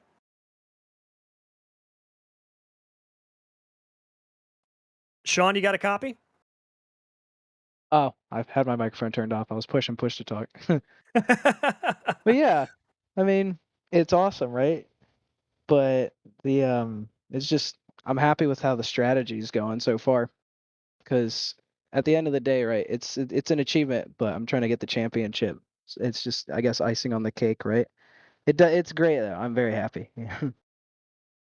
Well, talk to me a little bit about, and not trying to give too much away here, but a little bit about that strategy for it, because it seems like you've kind of been following the same formula each and every time this season. Fuel save in the beginning, save some time in the pit stops, and be able to just absolutely tear away at the lead. Has that really ever changed over the course of it, or is that what you're coming into every race weekend? I mean, for this race, I thought it was going to be different. I think for the rest, it was pretty much like try and be in the lead so that I can fuel save and maybe defend. But this race, the calculator was saying that I was going to do an extra lap. If we were doing, I think the average lap time was like a 25.8 to do the extra lap. So I started really slowing down, trying to defend as hard as possible while fuel saving to get the average below that. And so that might have been it. It might have just been that I was super saving to slow down. But I took a lap less in the pit lane than I thought I had to, and banked on the extra lap not happening, which I think we got by like 15 seconds, right? It was pretty close to happening. Yeah, it was indeed. But I've got to ask you kind of the same question we've been asking everybody here. Fuji, next time out, long straightaway there. Maybe not as much opportunity to save fuel. Can you go 10 for 10? Fuji, I don't know. I'd like to think Sandown was probably the hardest one, but we don't talk about Sandown. I think Fuji is going to be really, I don't want to say luck dependent, but it's going to be very interesting to watch, I would say, and drive. All right. Well, I'm going to be watching with bated breath, my friend. But Sean, is there anybody you want to thank for the season, for the 9 wins, and for this victory here today? I'd like to thank Ted. He's probably in chat right now, but he's been very supportive. I'm hoping to support him tomorrow for the GT3 series. And just, I guess, all the guys at RSR and Butt Kicker for making it possible, you know? Well, Sean, thank you so very much, and congratulations from all of us here on achieving this absolutely incredible feat. This is remarkable, my friend. Thanks. I'm still living it up. Still reeling. I can imagine. Folks, that was Sean Campbell, your 9 times winner in a series. Absolutely remarkable stuff there from him, Joey. And I believe we'll be seeing him in the GT3 Sprint Series next season. So he's graduating, I guess, up to the GT3s, and that's gonna be insane. If the GT3 Fixed Series wasn't already insane already, that's gonna be a heck of a battle. But it looks like we've got one more driver to talk to. Michael Diaz, P3 tonight. It was kind of a runaway at the front, but you seem to have no freedom back there in that battle for the podium. You were fighting hard. Yeah, hey guys, how's it going? Yeah, you have no idea how fast those cars are on the straights, and it's just impossible to basically do anything against them.